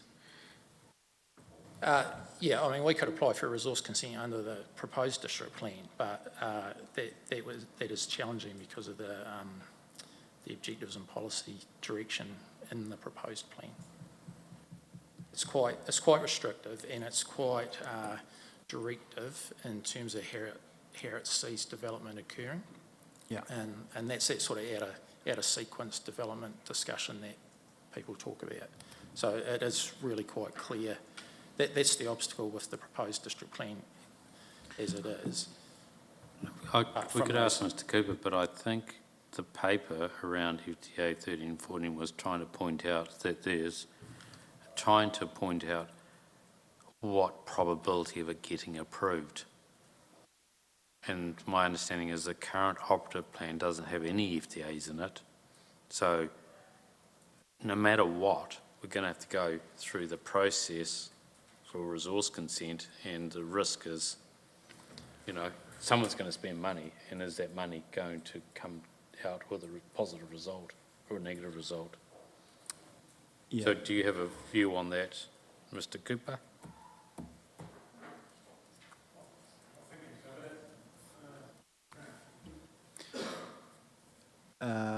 Go to Councillor Piddington, did you? Yeah, look, I'm no expert in any of this stuff, but I'm concerned to hear a developer thinks we're putting a plan forward that's more restrictive if we're trying to enhance the district.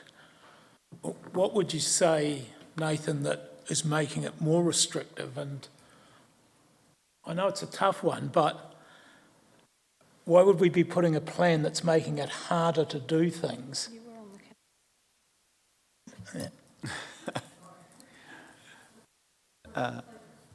Yeah, look, I think that was never the intent, but I have heard from another couple of independent groups that would also be would appreciate a pause.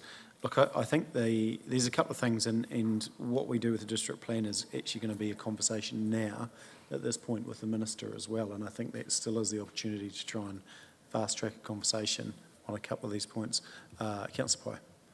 I was just going to say, aren't the chapters that you refer to, Mr Hole, about strategic direction and things like that, aren't they getting heard in the next couple of months? And is there an opportunity to hear them? I know it wasn't the plan, but to hear them and change that part of it, that then might make your resource consent application far easier?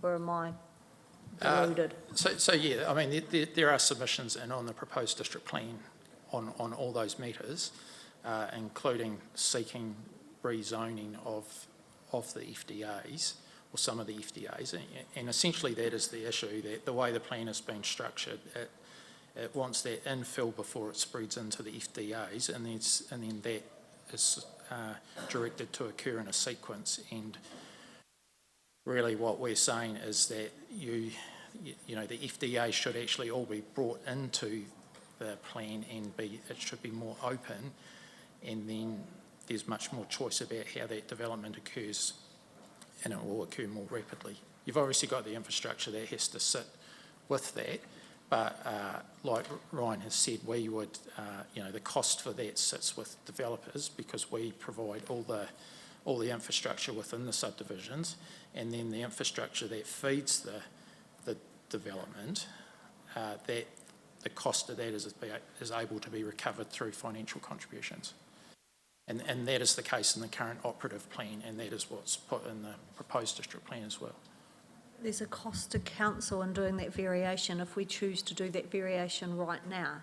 Like, not in the development side of it, but if we choose to do a variation to the plan now, that is a cost to council, whereas if we get the district plan out there and you do a private plan change, that is your cost. And that's what concerns me, is that we're spending ratepayer money on that when we've already invested heavily in this district plan. I'd rather spend money on, ratepayers would rather spend money on people coming to town than the Theatre Royal. Put it that way. The plan shouldn't be set up so that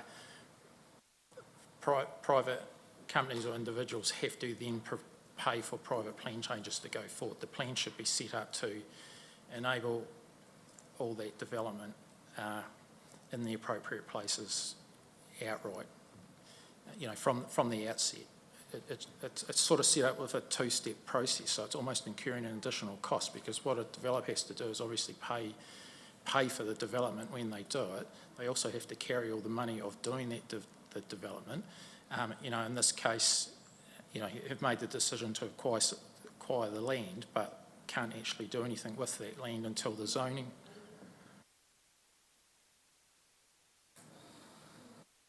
Well, the council need to have some skin in the game, because we just can't provide 200 houses and invest all that to you, and you get all the rates, and you haven't, you know, there's got to be some sort of back scratching somewhere along the line. I'm supportive of the development. I'm just trying to be clear in my mind what is the fastest way to get there at the least cost. And look, and I think that's the challenge, and I know, and I do wonder if the plan in its current state, with some, because the key thing is that urban, that policy statement, I think, because that could be a game changer overnight. And maybe that's an opportunity for council and business to work together. But it doesn't help when this sort of stuff gets written and you guys read it, and you know, it's just sending the wrong messages. It's just not right.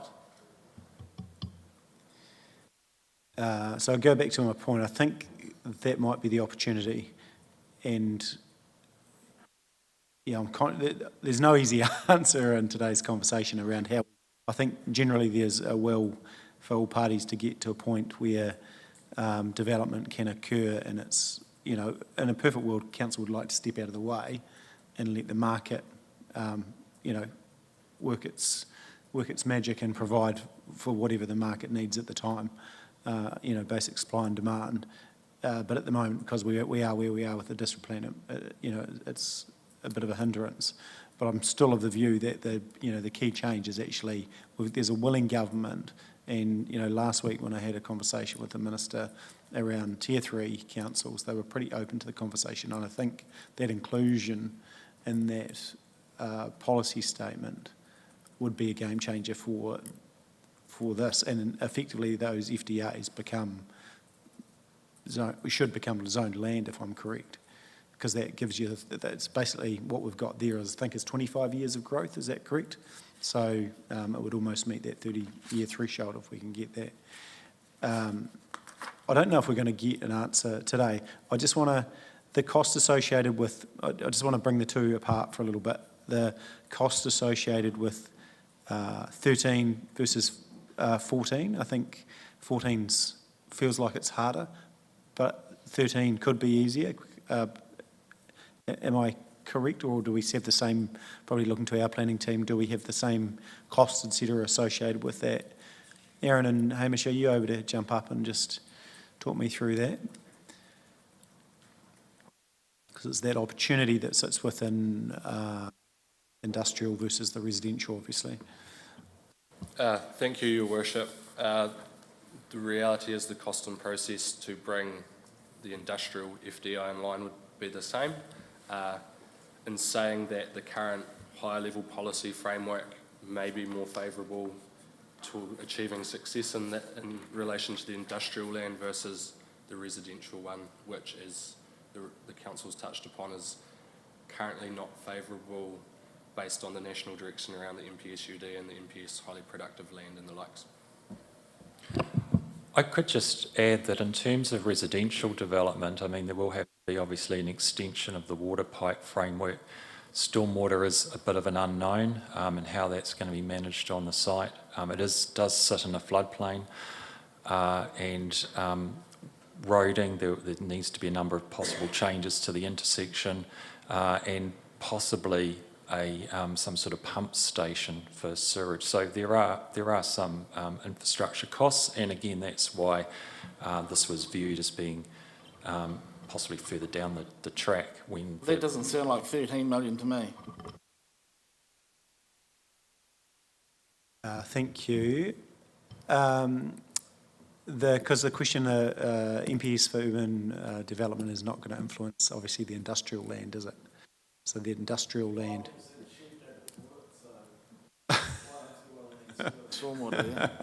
Nathan, some people here may have, but... Got planners for Africa, and Mr. De Jure, you're not one of them, so let's let's talk to a planner. In regard to, now I've lost my train of thought. Yes, FDA 13. Because that's not, with the current settings, it's going to be the same moving forward, is it? It's still going to be sitting within an FDA if we don't make a change. Is that correct? Because there's nothing that influences industrial, commercial land in that regard that's sitting with government that we don't have now.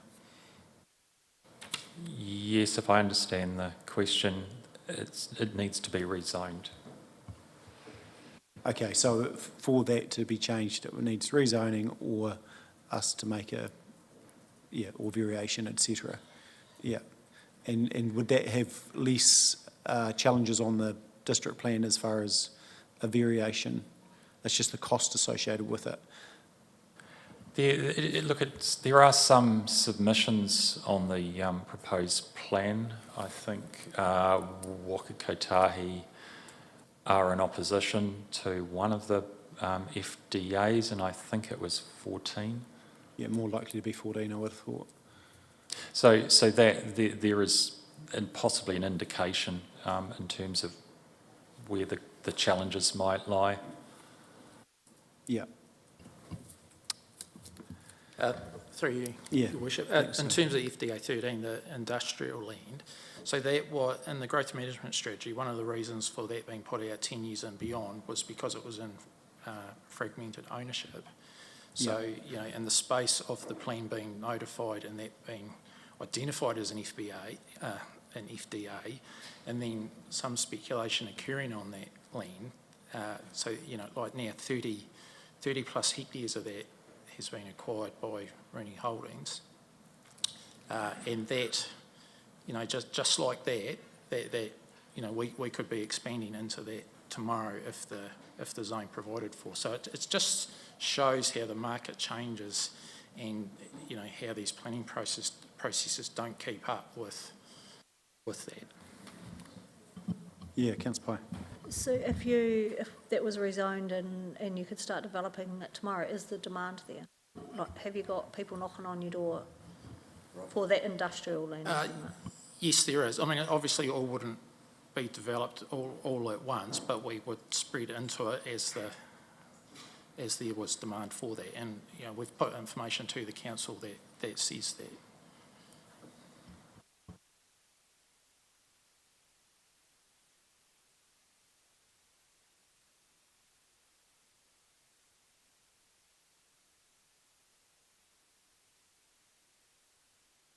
Yes, just considering we're limiting stock until all the undesirable lots are used up. If that's how we're operating our system, we've got something seriously wrong. And if that's actually drawn up into our new district plan, that's crazy.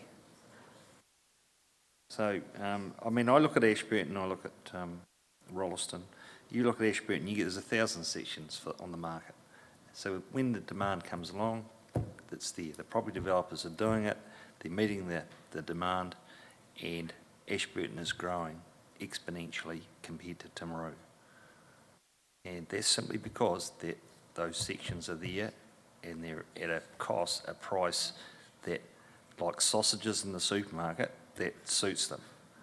There's some steak on the Callans Hill if you want it, but you need some sausages, and we've got none. Callans Hill's going to be low-cost housing, a mixture of high costs and low costs. I can't see anyone in Paders Road or Callans Hill having low-cost housing. And it's in here.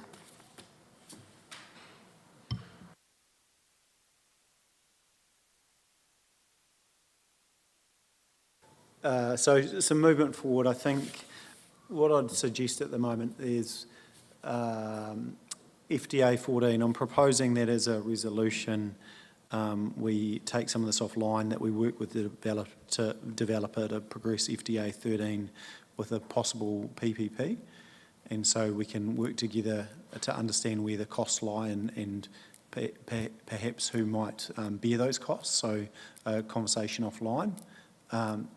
As far as, is anyone comfortable with that? So that's the industrial land. Just wanting to move that side of it forward. So it's a conversation with the developer on how we could achieve that effectively. Yep, so they've got some nods. Yeah, and then in regard to FDA 14, which is residential land, and I know that we haven't heard from other interested parties in this room, and I think we recognise that we're dealing with, you know, what what is it? It's not TDHL, Timaru Holdings Limited own on that space, so trying to move that forward. That is actually probably best picked up with trying to accelerate the question to the Minister on getting that in through the MPS. So it's not a no, it's a work in progress. So I think the only resolution that can come out of that, but we can take that offline and talk with parties again on how we best achieve that. I think everyone generally is wanting the same thing, it's how we get to the outcome. So as far as a resolution, are you comfortable with that for the FDA 13? Yep. And then I think that's probably all we're going to get to today. So yes, Councillor Parker. Do we need to put a length of time around this? Yeah, we could do, but I think there's incentives here. I think we just pick it up tomorrow. It's, yeah. Yes. I'm supportive to get this moving forward. Yeah, agreed. Yeah. Yeah, look, I don't want to see, businesses that have got the opportunity to develop being hindered. So,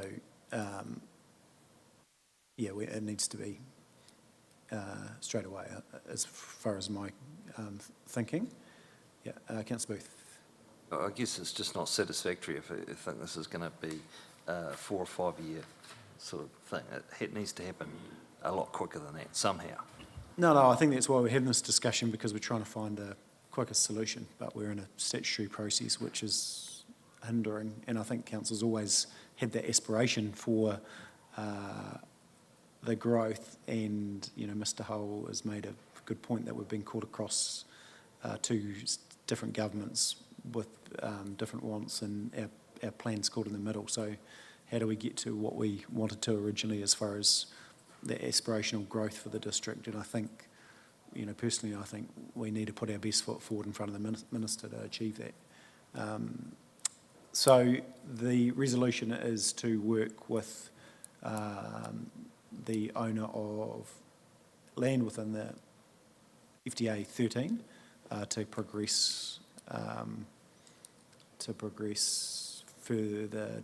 What would be the resolution? What did I say before, Rachel?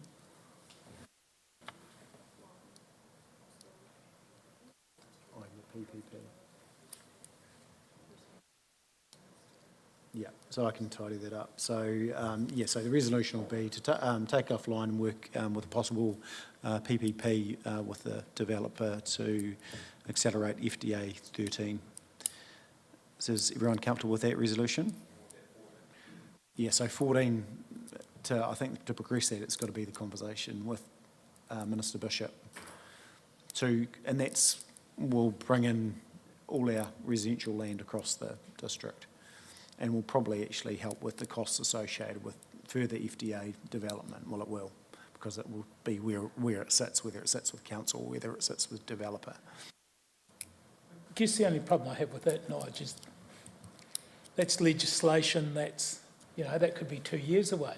And we're not guaranteed that at the level we sit, it's even included. So... Well, no, that's the challenge. That's the big opportunity if we can get it included within the MPS. If we can't, then we're just going to be doing what we're doing today, going around in circles. Because these sites won't be affordable sites in 2 years' time.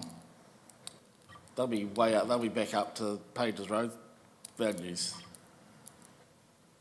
We're not waiting 2 or 3 years to... we can provide affordable sites now, but in 2 or 3 years' time, we're not. No, I understand. The cost of everything's going, development. So, good luck. So, as far as the resolution, and I think if there's some other things that we need to take offline, discuss relative to the district plan. Yeah. Alrighty, I'm happy to move that. Can I have a seconder? Councillor Parker. Put the motion. All those in favour, please say aye. Against, carried. You're against? I'm against, because we're just going nowhere again. We bought this ages ago, and we just keep sitting in the water doing nothing.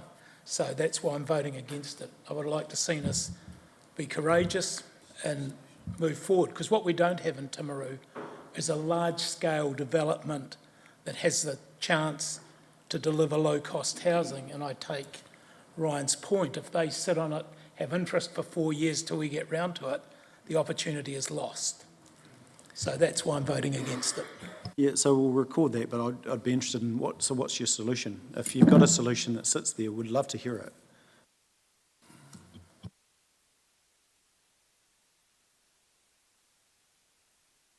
Well, let's have the discussion with the developer. They think it's achievable. We have an opinion it isn't, but there must be some middle ground without waiting for a government to hopefully do something. That's all I'm saying. I'm not an expert.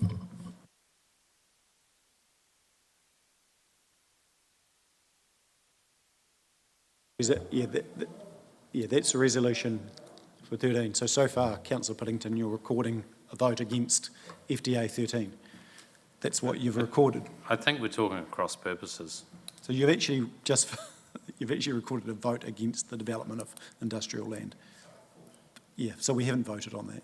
Yeah, so I'll take your, for the record, I'll take your vote off that, because I don't think that's what you've reflected, and that's fair. Sorry, thank you. Is everyone okay with that, the record of events? Yeah, thank you. Yeah, and so we haven't, no, I take your point, we haven't got to that. Yeah, yeah. So, and I mean, there again, we've kicked this around and I'm interested in solution, and there's no easy solution. I'm keen to, take that up with the Minister and try and get us in the NPS. I think that's the biggest opportunity. I'd love to be able to say, hey, wave a mayor's magic wand. I don't have that, but I get the challenge there. But if we were just to stop, I mean, the only opportunity here is to stop the district plan, and then what does that do? Does it move us ahead any quicker? I'm not convinced that we've got the answer yet. Yeah, so anyway, we'll pick this up again in the morning, because we do have other things to get through. So thank you, Mr. Dejoux, Mr. Hull, our council team, appreciate that. And we will move now to 9.1, which is back to the agenda, long-term plan, draft consultation. So I'll welcome staff. Does anyone need a 5-minute pit stop? Yeah, we'll just adjourn for 5 minutes, thanks.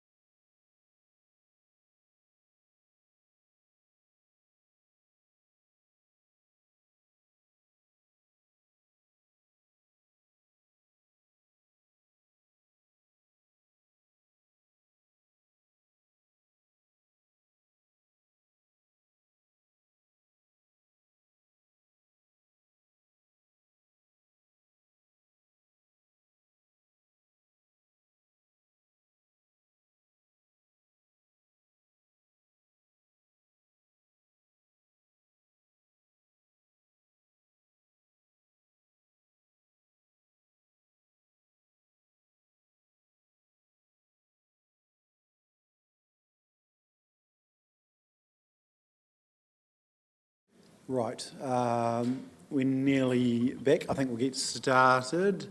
Welcome and thank you for waiting, Steph and Stephen. I'll pass to you, and we are now in, which is on page 130, long-term plan, draft consultation document. Thank you. Thanks, Your Worship. Councillors, I hope you've had an opportunity to read the draft content of the long-term plan. What we're looking for today is it's not so much about the details, as this still is a working document. It's more just about level of comfort with the direction of travel and the main themes that we've brought up about it. It's quite different to previous consultation documents we've done in LTPs, as it's not about what colour you're going to paint the sports centre or how big you want to build the pool. It's kind of about those fundamental issues of debt and deficit and split of rates. And we sort of came to that conclusion through sitting all the workshops, that despite all the conversations that went around the table, it always come back to those fundamental issues. So we thought, why not go back to the community and see what the levels of comfort are on these regards? The one thing is these are quite complex issues, and we're having to explain them. I think the target reading age for these sorts of documents is about 12, so we've tried to do them in as accessible a way as possible. But we thought we'd take the approach before we set away, get the designer to work over it, that we could actually get into it while it was a Word document and get your feedback on it at this point, and then we don't have to incur the expense of rework of trying to get design changed.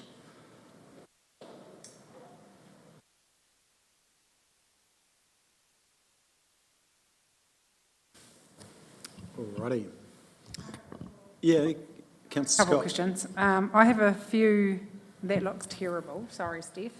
But I just did one question around page 131, 5.6. Can you just explain to me again? It says, please note the consultation document is not being reviewed by Audit New Zealand following the approval of an extension, and therefore an audit opinion will not be included. Can you just explain that to me again? Yeah, so sorry, that's supposed to say exemption, not extension. So we were exempted from being audited on the consultation document. Because that did trigger me a little bit, not badly, but when I was at audit and risk meeting, when we talked to John, can't remember John, is it John?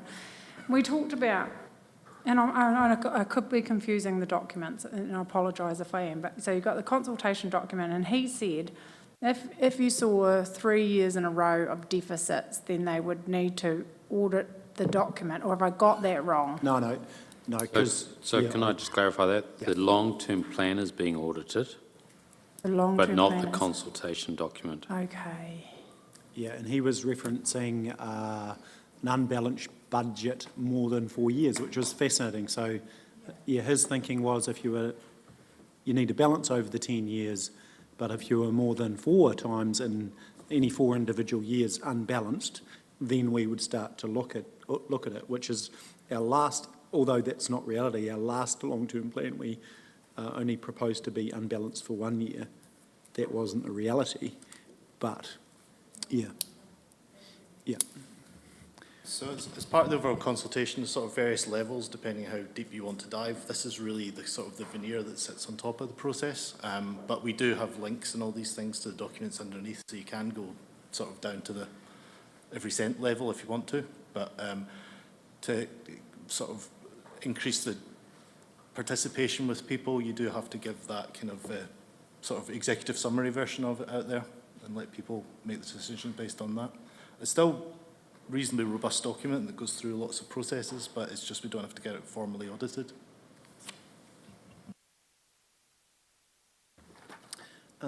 Just a comment from on one page 32 right at the top, and it just comes to the questions that we're asking to fully understand why we're asking them. You know, should we do more on infrastructure and less on community facilities as planned, or do less on, more on community facilities and less on infrastructure? What if our community tells us, hey, actually, we want some glam projects and don't invest in infrastructure? It's, we've got to be careful with the question we ask, but I'm sure they're not necessarily going to reflect that, but it'll be interesting. Yeah, so through you, Your Worship, we've done some more work since we uploaded this on Thursday. So we've actually added some percentages to those options too. So at the moment, over a 10-year plan, typically you'd be 80-20 split. The front end of this 10-year plan is a bit skewed with the 2 planned community facilities. So within that, the options of that question, we've added a 70-30 split and a 90-10 split too, with the approximate capital spend attached to those percentages. Councillor Pye. Just when you're talking about options, if this is a digital form, can you 100% assure me that somebody is going to be able to tick other and then write what they think? So they the 3 options we give them. Yep, so every option has 1, 2, 3 and other. It's not solely a digital form, there's also going to be a hard copy in the courier and through the libraries and stuff, so they can scribble on. And we've had, I mean, over the years we've had every variation on submission from colouring in sheets to works of art. So I mean, people do participate in it if you give them the option. I just don't want to hear that we filled out the digital form and we had no choice but to pick one of those 3. We've never done that before, but some people, there might be an issue in the form design and the signposting that we can work through as through part of this process. Yeah, Councillor Whittington. Sorry, and then we'll go to Councillor Booth. Just on the debt cap question, I just think we should explain more what we mean. You've kind of got half the question and half an answer in there, but it needs a statement that council can borrow, or whatever the statement is, and it just seems to be missing to me. Yeah, so we've added more to that one in particular as well. So we've added the effect on debt underneath it too. So for going with the preferred, which is the 2.5 debt cap, we've stated that the amount of debt would be 412 million, and also that we would reach 2.47 at its peak across the 10-year plan too. And I understand that it's really big numbers, but just the really simple explanation that for every dollar or whatever in rates or income, the council can borrow X, which means our debt cap. It's just a really, I'm not making it a simple statement, but you know what I mean? So then when I step down, I understand what that means to an outsider. Yeah, no, that's easy enough. I mean, what we've got at the moment is, so we say 2.1 times our income, but if we actually just drill down into that a wee bit more, that's absolutely no problem. I just wonder whether we need to put in plain English that you know, the council can borrow a total of X, which would maximise its debt cap. We're proposing to go to here. Is that too high? So just really simplify it. So they don't even need the words debt cap. And one of the things you're not seeing here is once the designer puts their eye over it as well, and we actually start bringing in some graphics and stuff to tell the story, that it should be, you're seeing it at its rawest and earliest form at the moment, because we just wanted to get the... Yeah, no, there's still work to be done, and they're clarifying. It's a great idea. Yeah, and further to that too, we're also going to include your suggestions about definitions as well, quite early on in the piece, so people can refer back to them and understand what some of those words are, because some of them don't have an alternate word that you can use, which is unfortunate. So yeah, definitions will be good. I think you do need language like debt cap in there. You put it in there. There is a cap. We know a cap, and we've set our own one. The other thing is that when you talk about, you know, like in people's simple minds, and you're totally right, Councillor Puddington, you know, people have got mortgages. They understand how they service that mortgage, and they understand what income they have in relation to that mortgage. This is the same principle. If you could show them that, because it's simple things like 2.8, and we're allowed to borrow in our own net debt cap at 2.1 times our planned income. You can put that analogy so easily around a simple mortgage, and then people go, okay, factored in there that it's over 30 years, and it doesn't land on this community as you put in here in this paper as well. Those sorts of things resonate with people, and as you say, you've only got a short time because no one's going to read all this stuff. If you can put that in a graphic, they'll, yeah, oh, that's right, my mortgage is, yeah. 5 times. Yeah.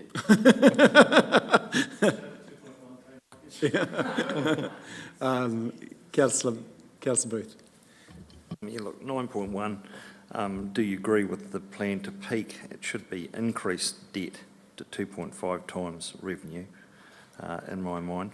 And also in there should be that, are you happy for the council to spend 30% of your rates on interest?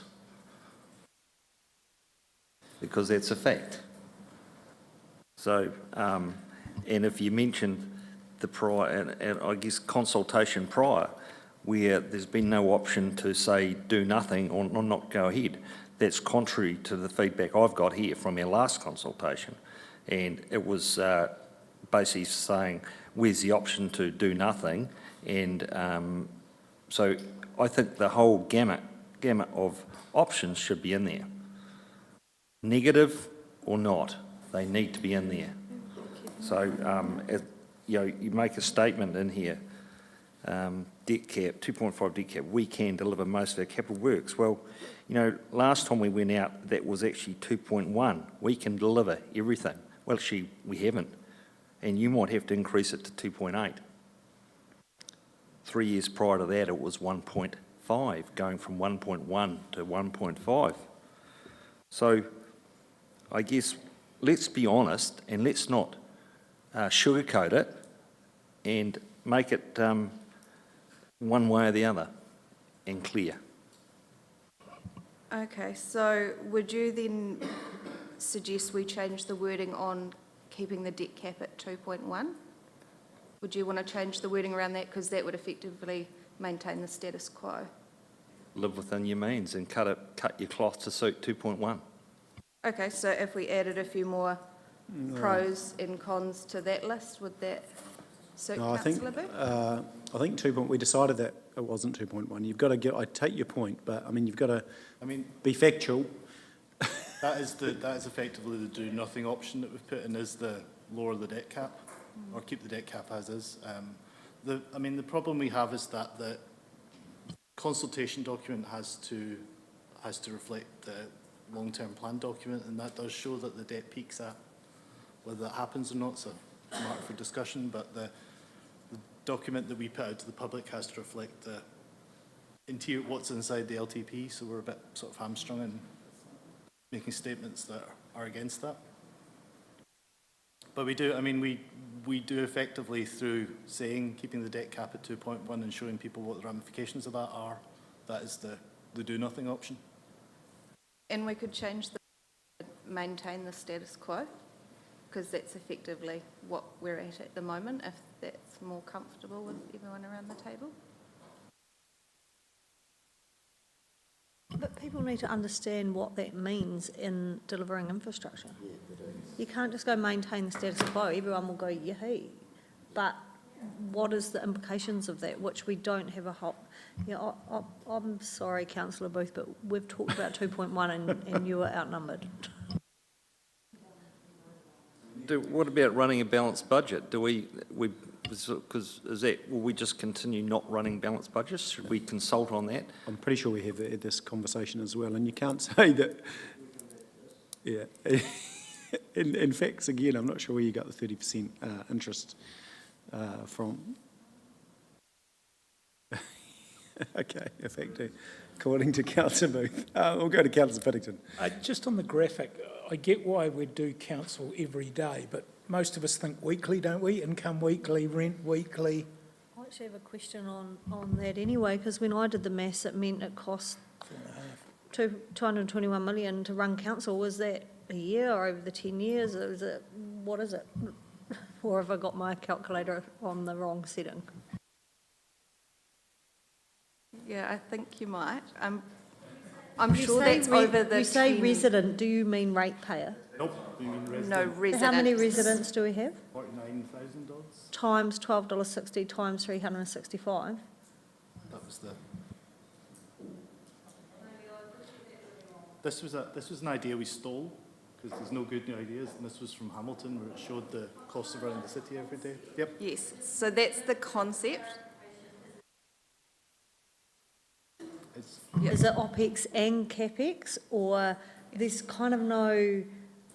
There's no definition around it. Just trying to give a picture of I like the picture, yeah. 10-year average, what we spend every day on stuff per person, and it's And it's not per ratepayer or per rating unit, because that takes all the differentials and stuff out. It's just for every person in the district, we spend X amount per day, per year, average over 10 years. Yeah.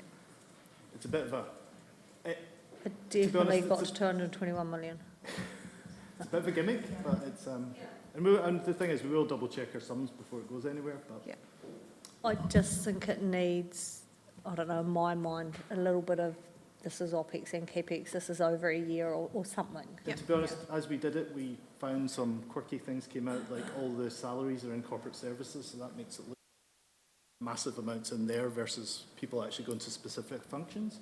So, I mean, it will need a bit of finessing, but... Yeah, and we may also group a few of those activities together because the group of activity statements will spell out exactly what those functions do too. I guess I did the sums as well, and I was a bit worried at $12.60 a day, 7 days a week, 52 weeks in the year, comes to 4,586 if someone else does that calculation, which seems high. And even if you put a disclaimer at the bottom on mounted rating units and those sort of things, people are just, the 5 people that do those sums will, yeah. But there's some finessing, so let's get questions out of the way. Councillor Shannon, and then we'll move forward. Overall, you're asking the question, is this the right direction to travel? I think so, very much so. Still, I think just about everything's covered here, but not necessarily consistently and in the same language from start to finish. And when you talk about debt cap versus peaking debt and what have you, and we talked earlier, Steph, about levels of service. I still hate that as a term. Nobody gets levels of service. But further on it says levels of service and maintenance.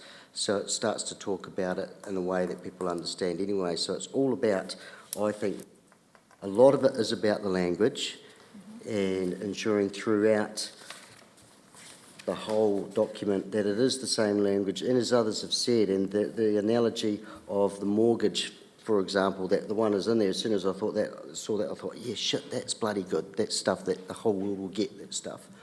And so as much of that as possible, the infrastructure speak needs to be translated from Swahili to English so that the whole world can understand that as well. That's the simplified version of infrastructure strategy. I know it is. That's the scary part, isn't it?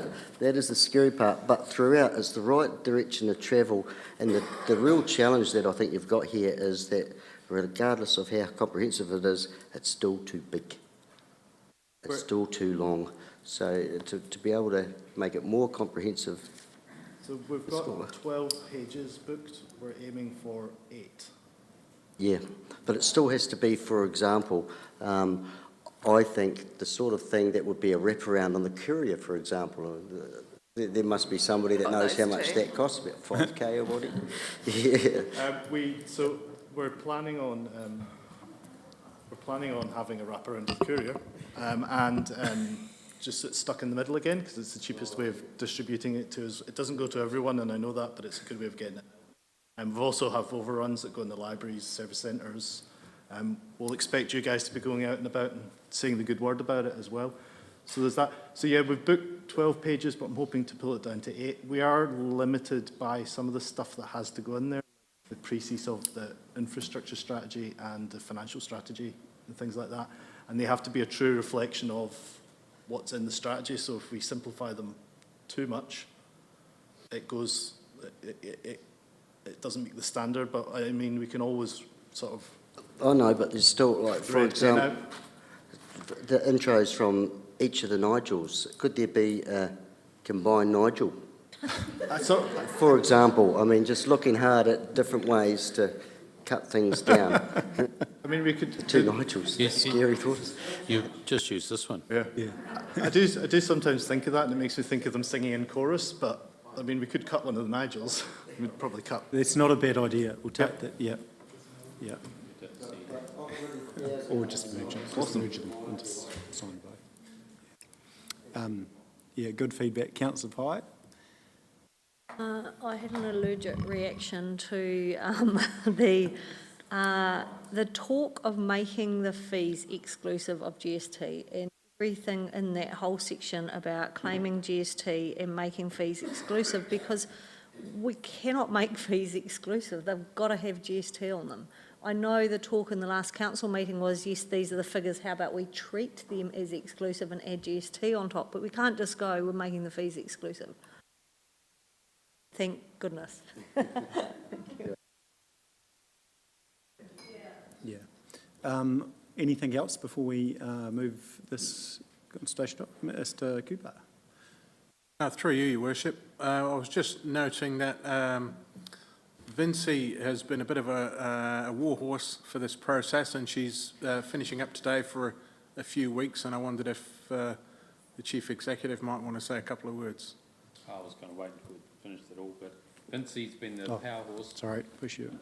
Vinci's been the power horse around our LTP, and we've all done our workshops with Vinci, and she's soldiered on and made a fantastic document for us, and she's worked long hours, and hours that we don't realise she is working, but we do when we get a email or a text at about 3 a.m, which you go, wonder what this person's doing at 3 a.m, but she's doing the LTP. So Vinci's finishing up soon, and she is one of our precious consultants, and we're going to pick the mantle up internally and drive the thing home. She will be in the background helping Steph with the wedding, so I know she'll be back, because a good Italian woman don't just walk away. They have family, and we're part of her family, and they always come back and check on us. One of the delights with Vinci is she's fantastic at bribing you with food. So, yeah, kia ora. Yeah, I would like to echo thanks from the governance team, Vinci, and I'm sure we'll stay in touch. It's a bit of a catch-22, isn't it? We're not going to have the vibrancy of Vinci around the building, but we're also going to lose weight. So that's a positive. Anything further in regard to this paper? Yes, Steph.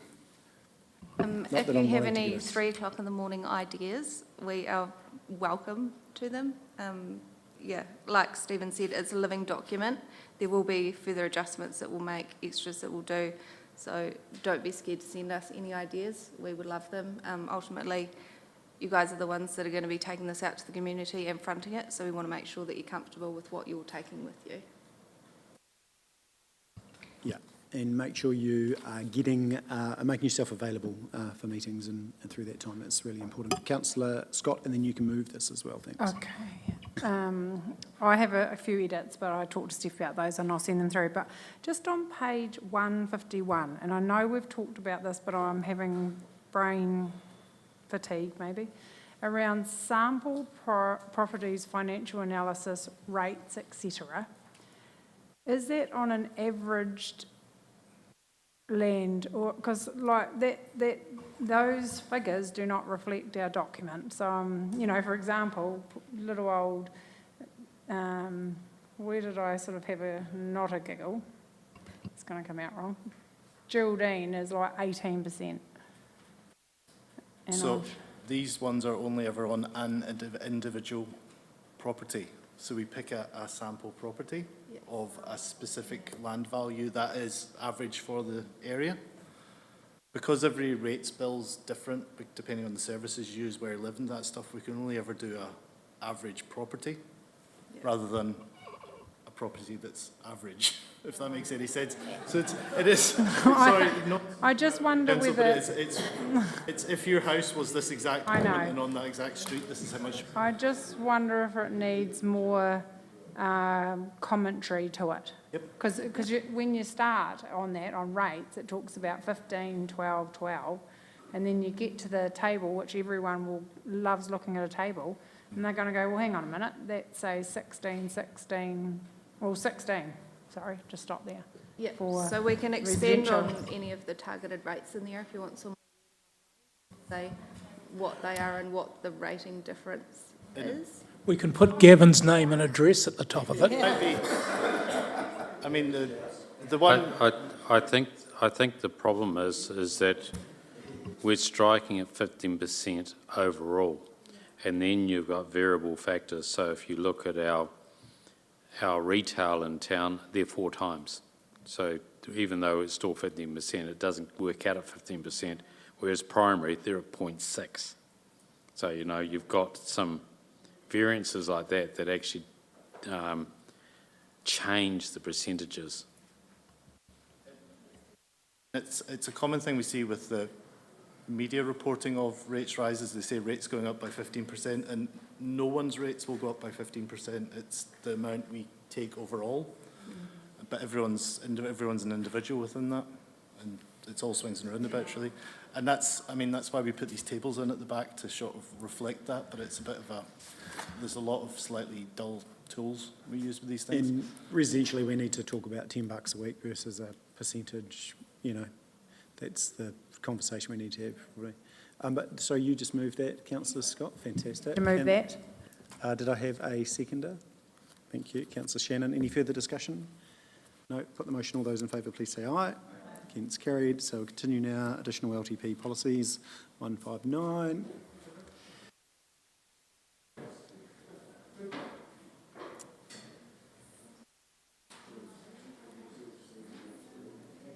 Gotta love the excitement of policy into the early evening, don't you, eh? Pass to you, Brendan. Good evening, Council. I know you've saved some of the best till last.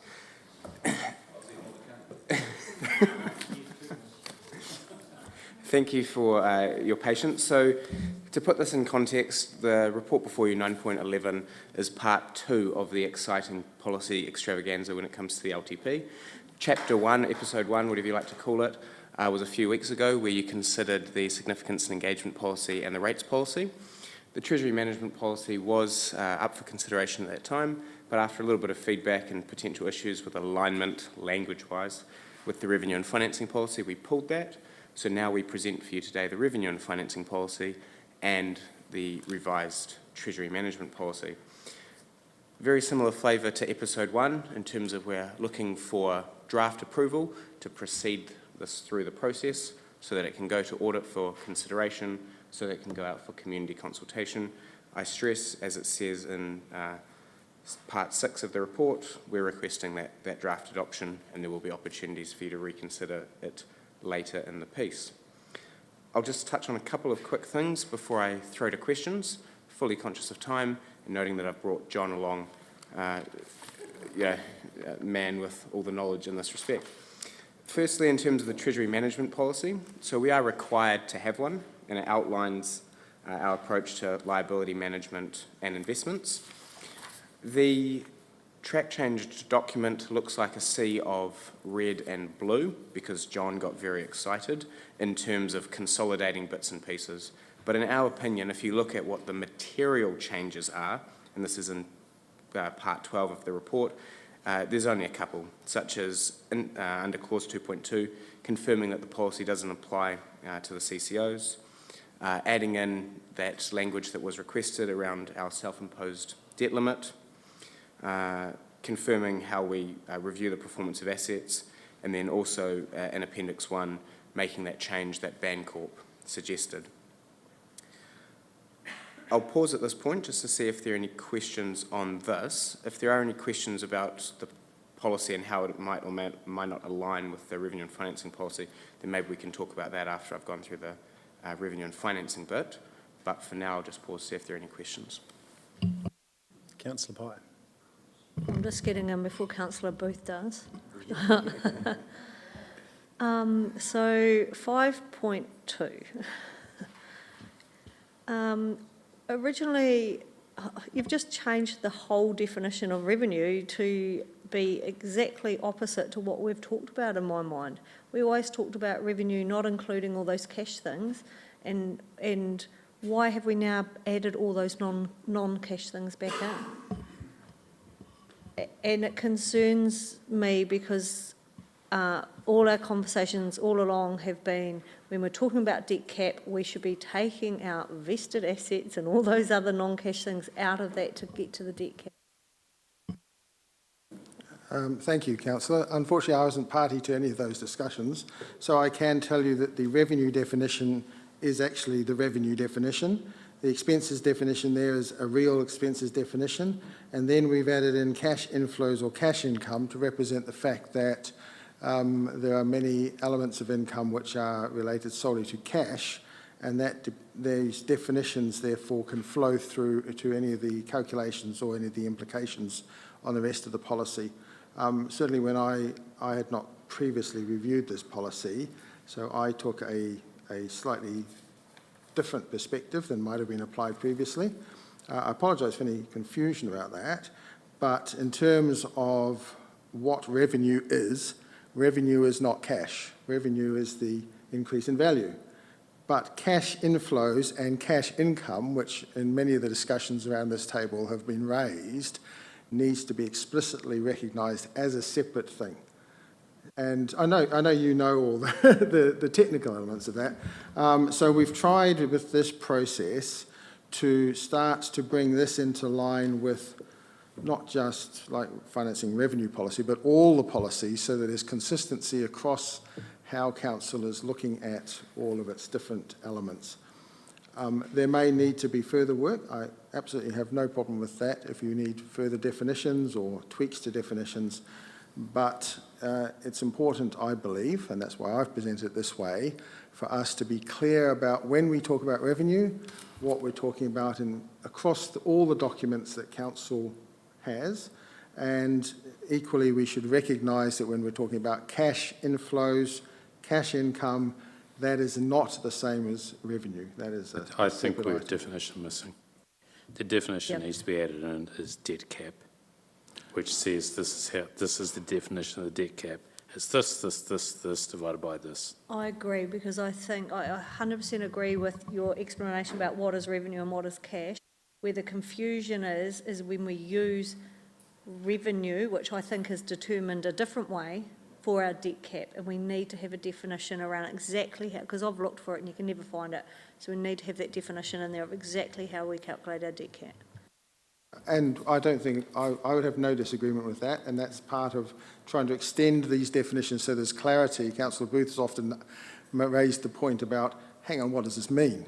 And I think we need to be very explicit about what these things mean, and such questions and issues, I think, need to be addressed in this process now. I agree.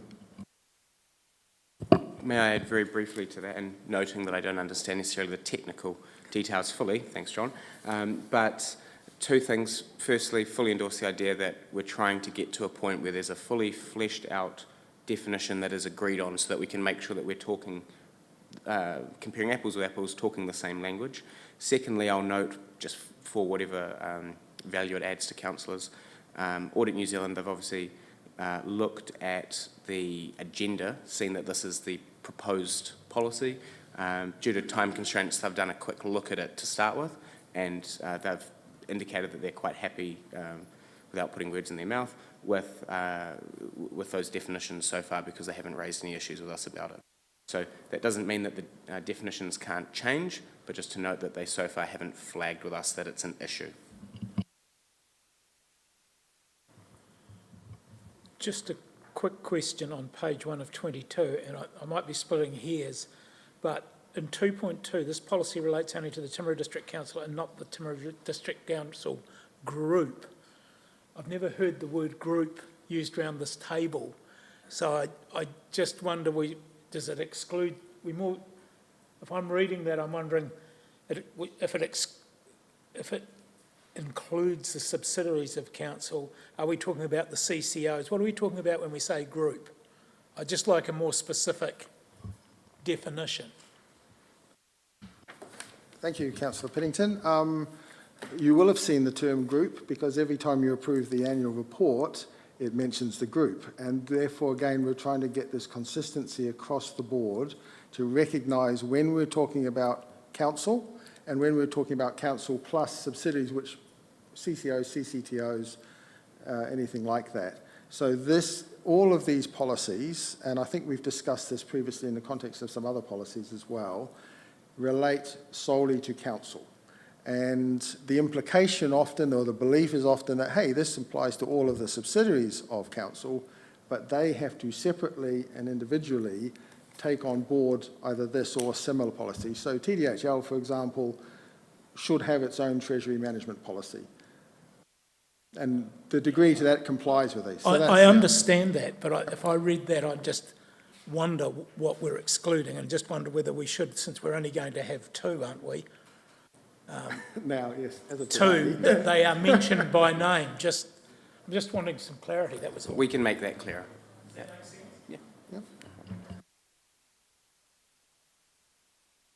Councillor Pike, go for it. You got about three. 6.4, you've taken out the word balance sheet in there. So we may use debt for the following purposes: general debt to fund council's activities. Are we now saying we can borrow to fund OPEX? You always could. You always could borrow to fund OPEX. That has explicitly been one of the things you were allowed to do, not necessarily preferentially, but allowed to do, yeah. And it's just that in practice, we do not, or do so in very limited circumstances. So it's been updated to reflect the wide range of options that are available to you, whether you choose to take those up or not.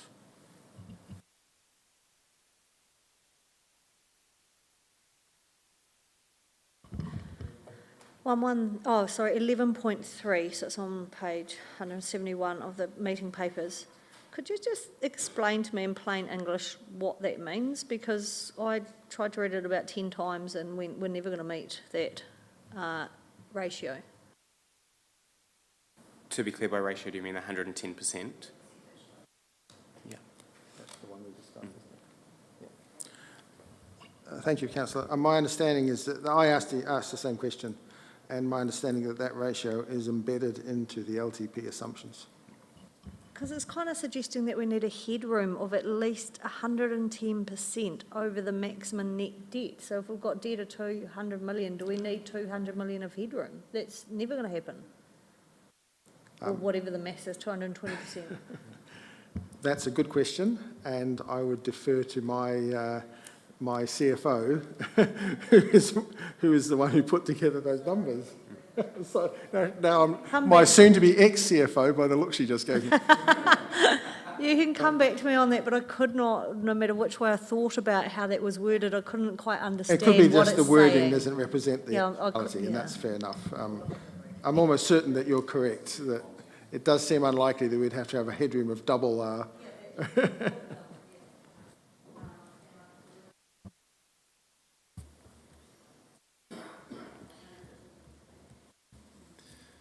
All good. Any further?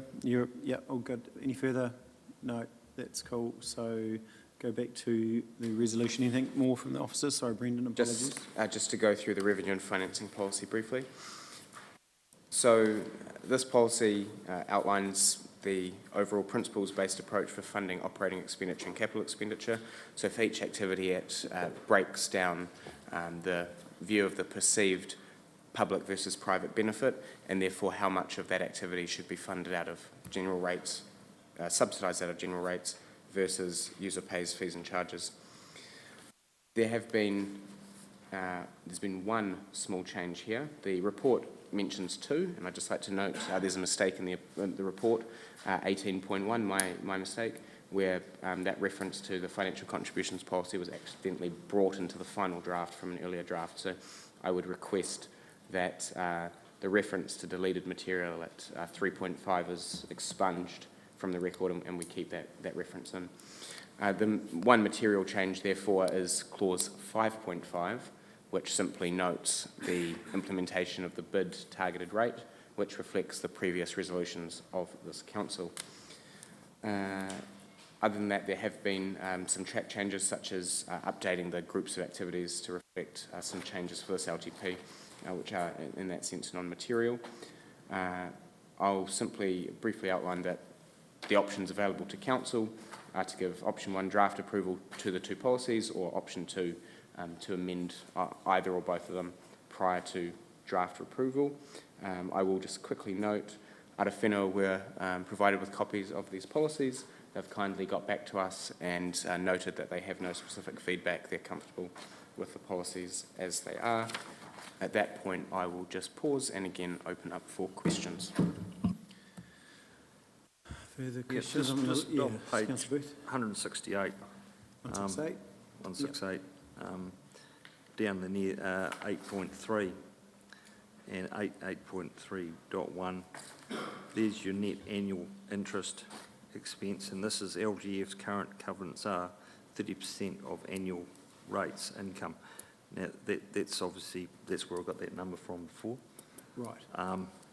Net annual interest, not to exceed 20%. Well, we were 15%. So I don't really see that as a change. That should actually be read if you're increasing that to 20%.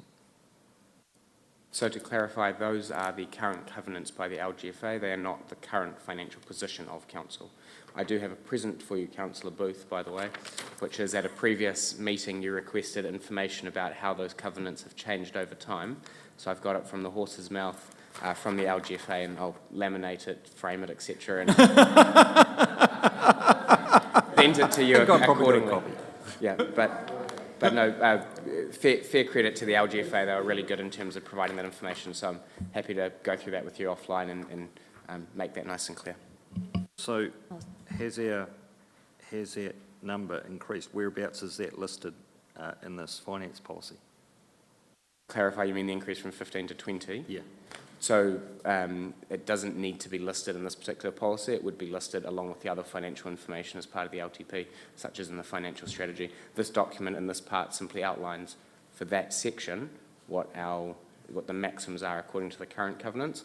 We have added in under 8.2 that requested information around what our self-imposed debt limit is, and the proposed wording reflects Council's previous view that 2.5 would be the proposed change. Which of course can change based on any final resolutions. Whilst we can add some more information into that if Council really wishes, I would suggest that it would, the more we get into the detail, the more we replicate information that's in other documents, the more we make the policy unusable. I guess for the sake of consistency, the last 3 long-term plans have actually had that number in there, plus they've had the debt limit. It's been quite clear and clearly laid out. But to be clear, not in this policy. Do you mean somewhere else within the document? Yeah, so this if you look at the in track the changes, finance, it's not in this document. In the finance and policy, whatever it is, the finance and, yeah. Right, okay. Yeah, so this is So this is feeding into that? Correct, it's all part of a package, and the intention is that they all sing from the same song sheet in slightly different ways. Okay. They're all legislatively required to do different bits and pieces. It's all part of the jigsaw. Thank you. Yes, Councillor Pye. And that same section is where that liquidity of 110% is, so it's an LGFA thing that we were talking about before. Correct, that section does refer to that. Sorry, so I just had one comment. On 7.2, which is on page 192, we say that we've determined that the following sources may be used to fund operating expenditure and put borrowing. Can we add to that subject to 6.13? Because on the page before we say council does not borrow for operational expenditure unless it is deemed to be prudent. So I just kind of feel like I know you can still borrow to do it, but I just feel like if you're reading this and you just read that section, you go, yippee, we can borrow, and may miss 6.13. We can easily and happily do that for you. That's an easy fix.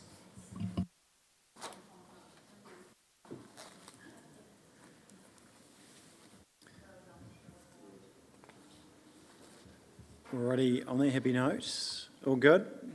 Happy to move that, Councillor Pyatt? Yeah, Councillor Puddington? Thank you. Any further discussion for the motion? All those in favour, please say aye. Against, carried. Thanks, team. That was 9.11. We've done 9.12. Now go to 9.13, which is page 238. Welcome back, Mark, and that is membership of Local Government New Zealand. And as background, you'll Yeah, so page 238, and I'll let Mark speak to it briefly, but as background, I did commit to us. Or do I need to use this bit of order there, team? Come on. Oh, page 238? Yep. Alrighty, after page 237. Brilliant, thank you. So we did commit to bringing this back every year as consideration, so that is... And so I'll just pass to Mark, just briefly introduce, and then we can... probably perhaps myself and the Chief Executive can talk to it as well. Thank you, Your Worship. This paper is simply to ask you to consider your membership options of Local Government New Zealand. LGNZ, as you well know, is a membership organisation that serves predominantly the elected members of territorial authorities and regional councils, as opposed to Taituara, which represents the officers' interests. Timaru District Council has had an interesting relationship with LGNZ over the course of the years and has taken a stand on some significant matters. What's being requested of you is simply to confirm or deny your membership for the next 12 months based on the premise that a membership organisation should be delivering value to its members, and councillors, elected members, should actually have a high degree of confidence and comfort that, in actual fact, that is the case. A matter for consideration, of course, is that LGNZ does provide induction training and other elected member professional development as a critical component of any elected member's journey through a territorial or regional council. And if in fact a withdrawal from LGNZ is to occur, that you consider how you actually compensate for that professional development as elected members. I haven't made a recommendation in here as to one way or the other, given that LGNZ as a membership body is your body and not an officer's body. Thanks, Mark. Appreciate that. And look, I think we discussed this, a year ago. It was on the elected members to make something of it. I know, having accompanied a lot of the elected members to various conferences and meetings, the content has been mixed. I'll just briefly describe our last meeting, and unfortunately I think you missed probably the best one we've had, but both myself and Chief Executive attended on Thursday and Friday last week for Zone 5 and 6, which was South Island meeting in Christchurch, and probably the connection with the ministers, and this would have been partly led because we had a chair, Mayor Dan from Waimakariri, that led the agenda and what have you, but the connection with the ministers last week was invaluable as to where we want to take the district and our aspirations. As an example, that connection around the MPS was really crucial, and we had an open door to come and have a conversation about it. Likewise with Minister Brown, and so although I think you will know I haven't been happy as you haven't in the past, my own recommendation at this stage would actually be to stay in Local Government New Zealand, and I know I have wavered over the years, but I think this crucial time when we've got the opportunity with a government that we actually supported through C4LD and some of the other initiatives, I think there's an opportunity to gain favour and also gain some good outcomes. And one of the vehicles by which we achieve contact with the central government is through LGNZ and at those meetings. So that's sort of, I don't know, Nigel, if you wanted to speak to the meeting from, and that was your first, so you might be able to give some insights. So I would have to agree, the ability to network and also hear from those ministers and other speakers, like the New Zealand Initiative, was probably invaluable. I wonder while we're going through this period of change, particularly water and so forth, whether we need to be part of the overall so that we can actually put our best foot forward in terms of what is coming at us. Thank you, but happy to hear from, because I know there's been mixed views and mixed meetings, so Councillor Pye. I'm one of those ones who had a terrible experience and was happy to get out, but I'm actually happy just to go with your guidance given the more recent interactions, and I'm happy to move the recommendation. Brilliant, thank you. Any further discussion? Everyone comfortable? Yes, no, that's fine, thank you. Councillor Burt? Yeah, I'll second that. Obviously, the bulldozer driven by DIA is broken down and they've all got off onto my way and now going our way. So, yeah, good as gold. Brilliant. Further discussion, I'm going to move it in a seconder. Put the motion. All those in favour, please say aye. Against, carried. Thank you. Thank you, Mark. I appreciate the paper on that, and we'll bring that back again. So next one is 9.14, which is Venture Timaru Limited Director Appointment Extension. And so this was, I can just keep going if you like, this was just to tidy up the extensions. They were out of sync, so we wanted to realign them with the AGM. So this affects three, being Councillor Scott, who's appointed as an independent, not via council, Anthony Howie and Anthony Bryan. And so that would bring them in line with the AGM, which would be my recommendation to tidy this up, as it was a bit of an anomaly and sort of worked out of sync, if you like. Did you have anything to add, Mark? Yes, there's only one other point that does need to be tidied up, and certainly aligning it with an annual meeting makes good corporate sense in terms of that governance position. There is one directorship that has actually been expired for, hasn't been written confirmed since the 31st of March 2023. Now, that's not to say it hasn't been offered and accepted verbally, it just hasn't been confirmed in writing. Yeah. So that I'm suggesting that we need to retrospectively approve that and extend it to the AGM. Yeah, perfect. So is everyone comfortable with that? Yeah. So I'm happy to move that. Seconder, Councillor Oliver, perfect. Any further discussion? All those in favour, please say aye. Against, carried. Thank you, Mark. Appreciate that. Just tidying that stuff up. So we've done council housing. We're going to move, just before we move into public excluded, I'd just like to move that Brett King from Fulton Hogan, who's helped support the work from the 17A review, stay in through the PX session. So I'm happy to move that. Can I have a seconder? Councillor Jackson, thank you. Put the motion. All those in favour, please say aye. Against, carried. So I'll move us now to public excluded. Can I have a seconder? Yes, Councillor Burt, thank you. Put the motion. All those in favour, please say aye. Thank you. Thanks, Shane. Appreciate that's the longest meeting ever. I know. Yeah, except for Geraldine.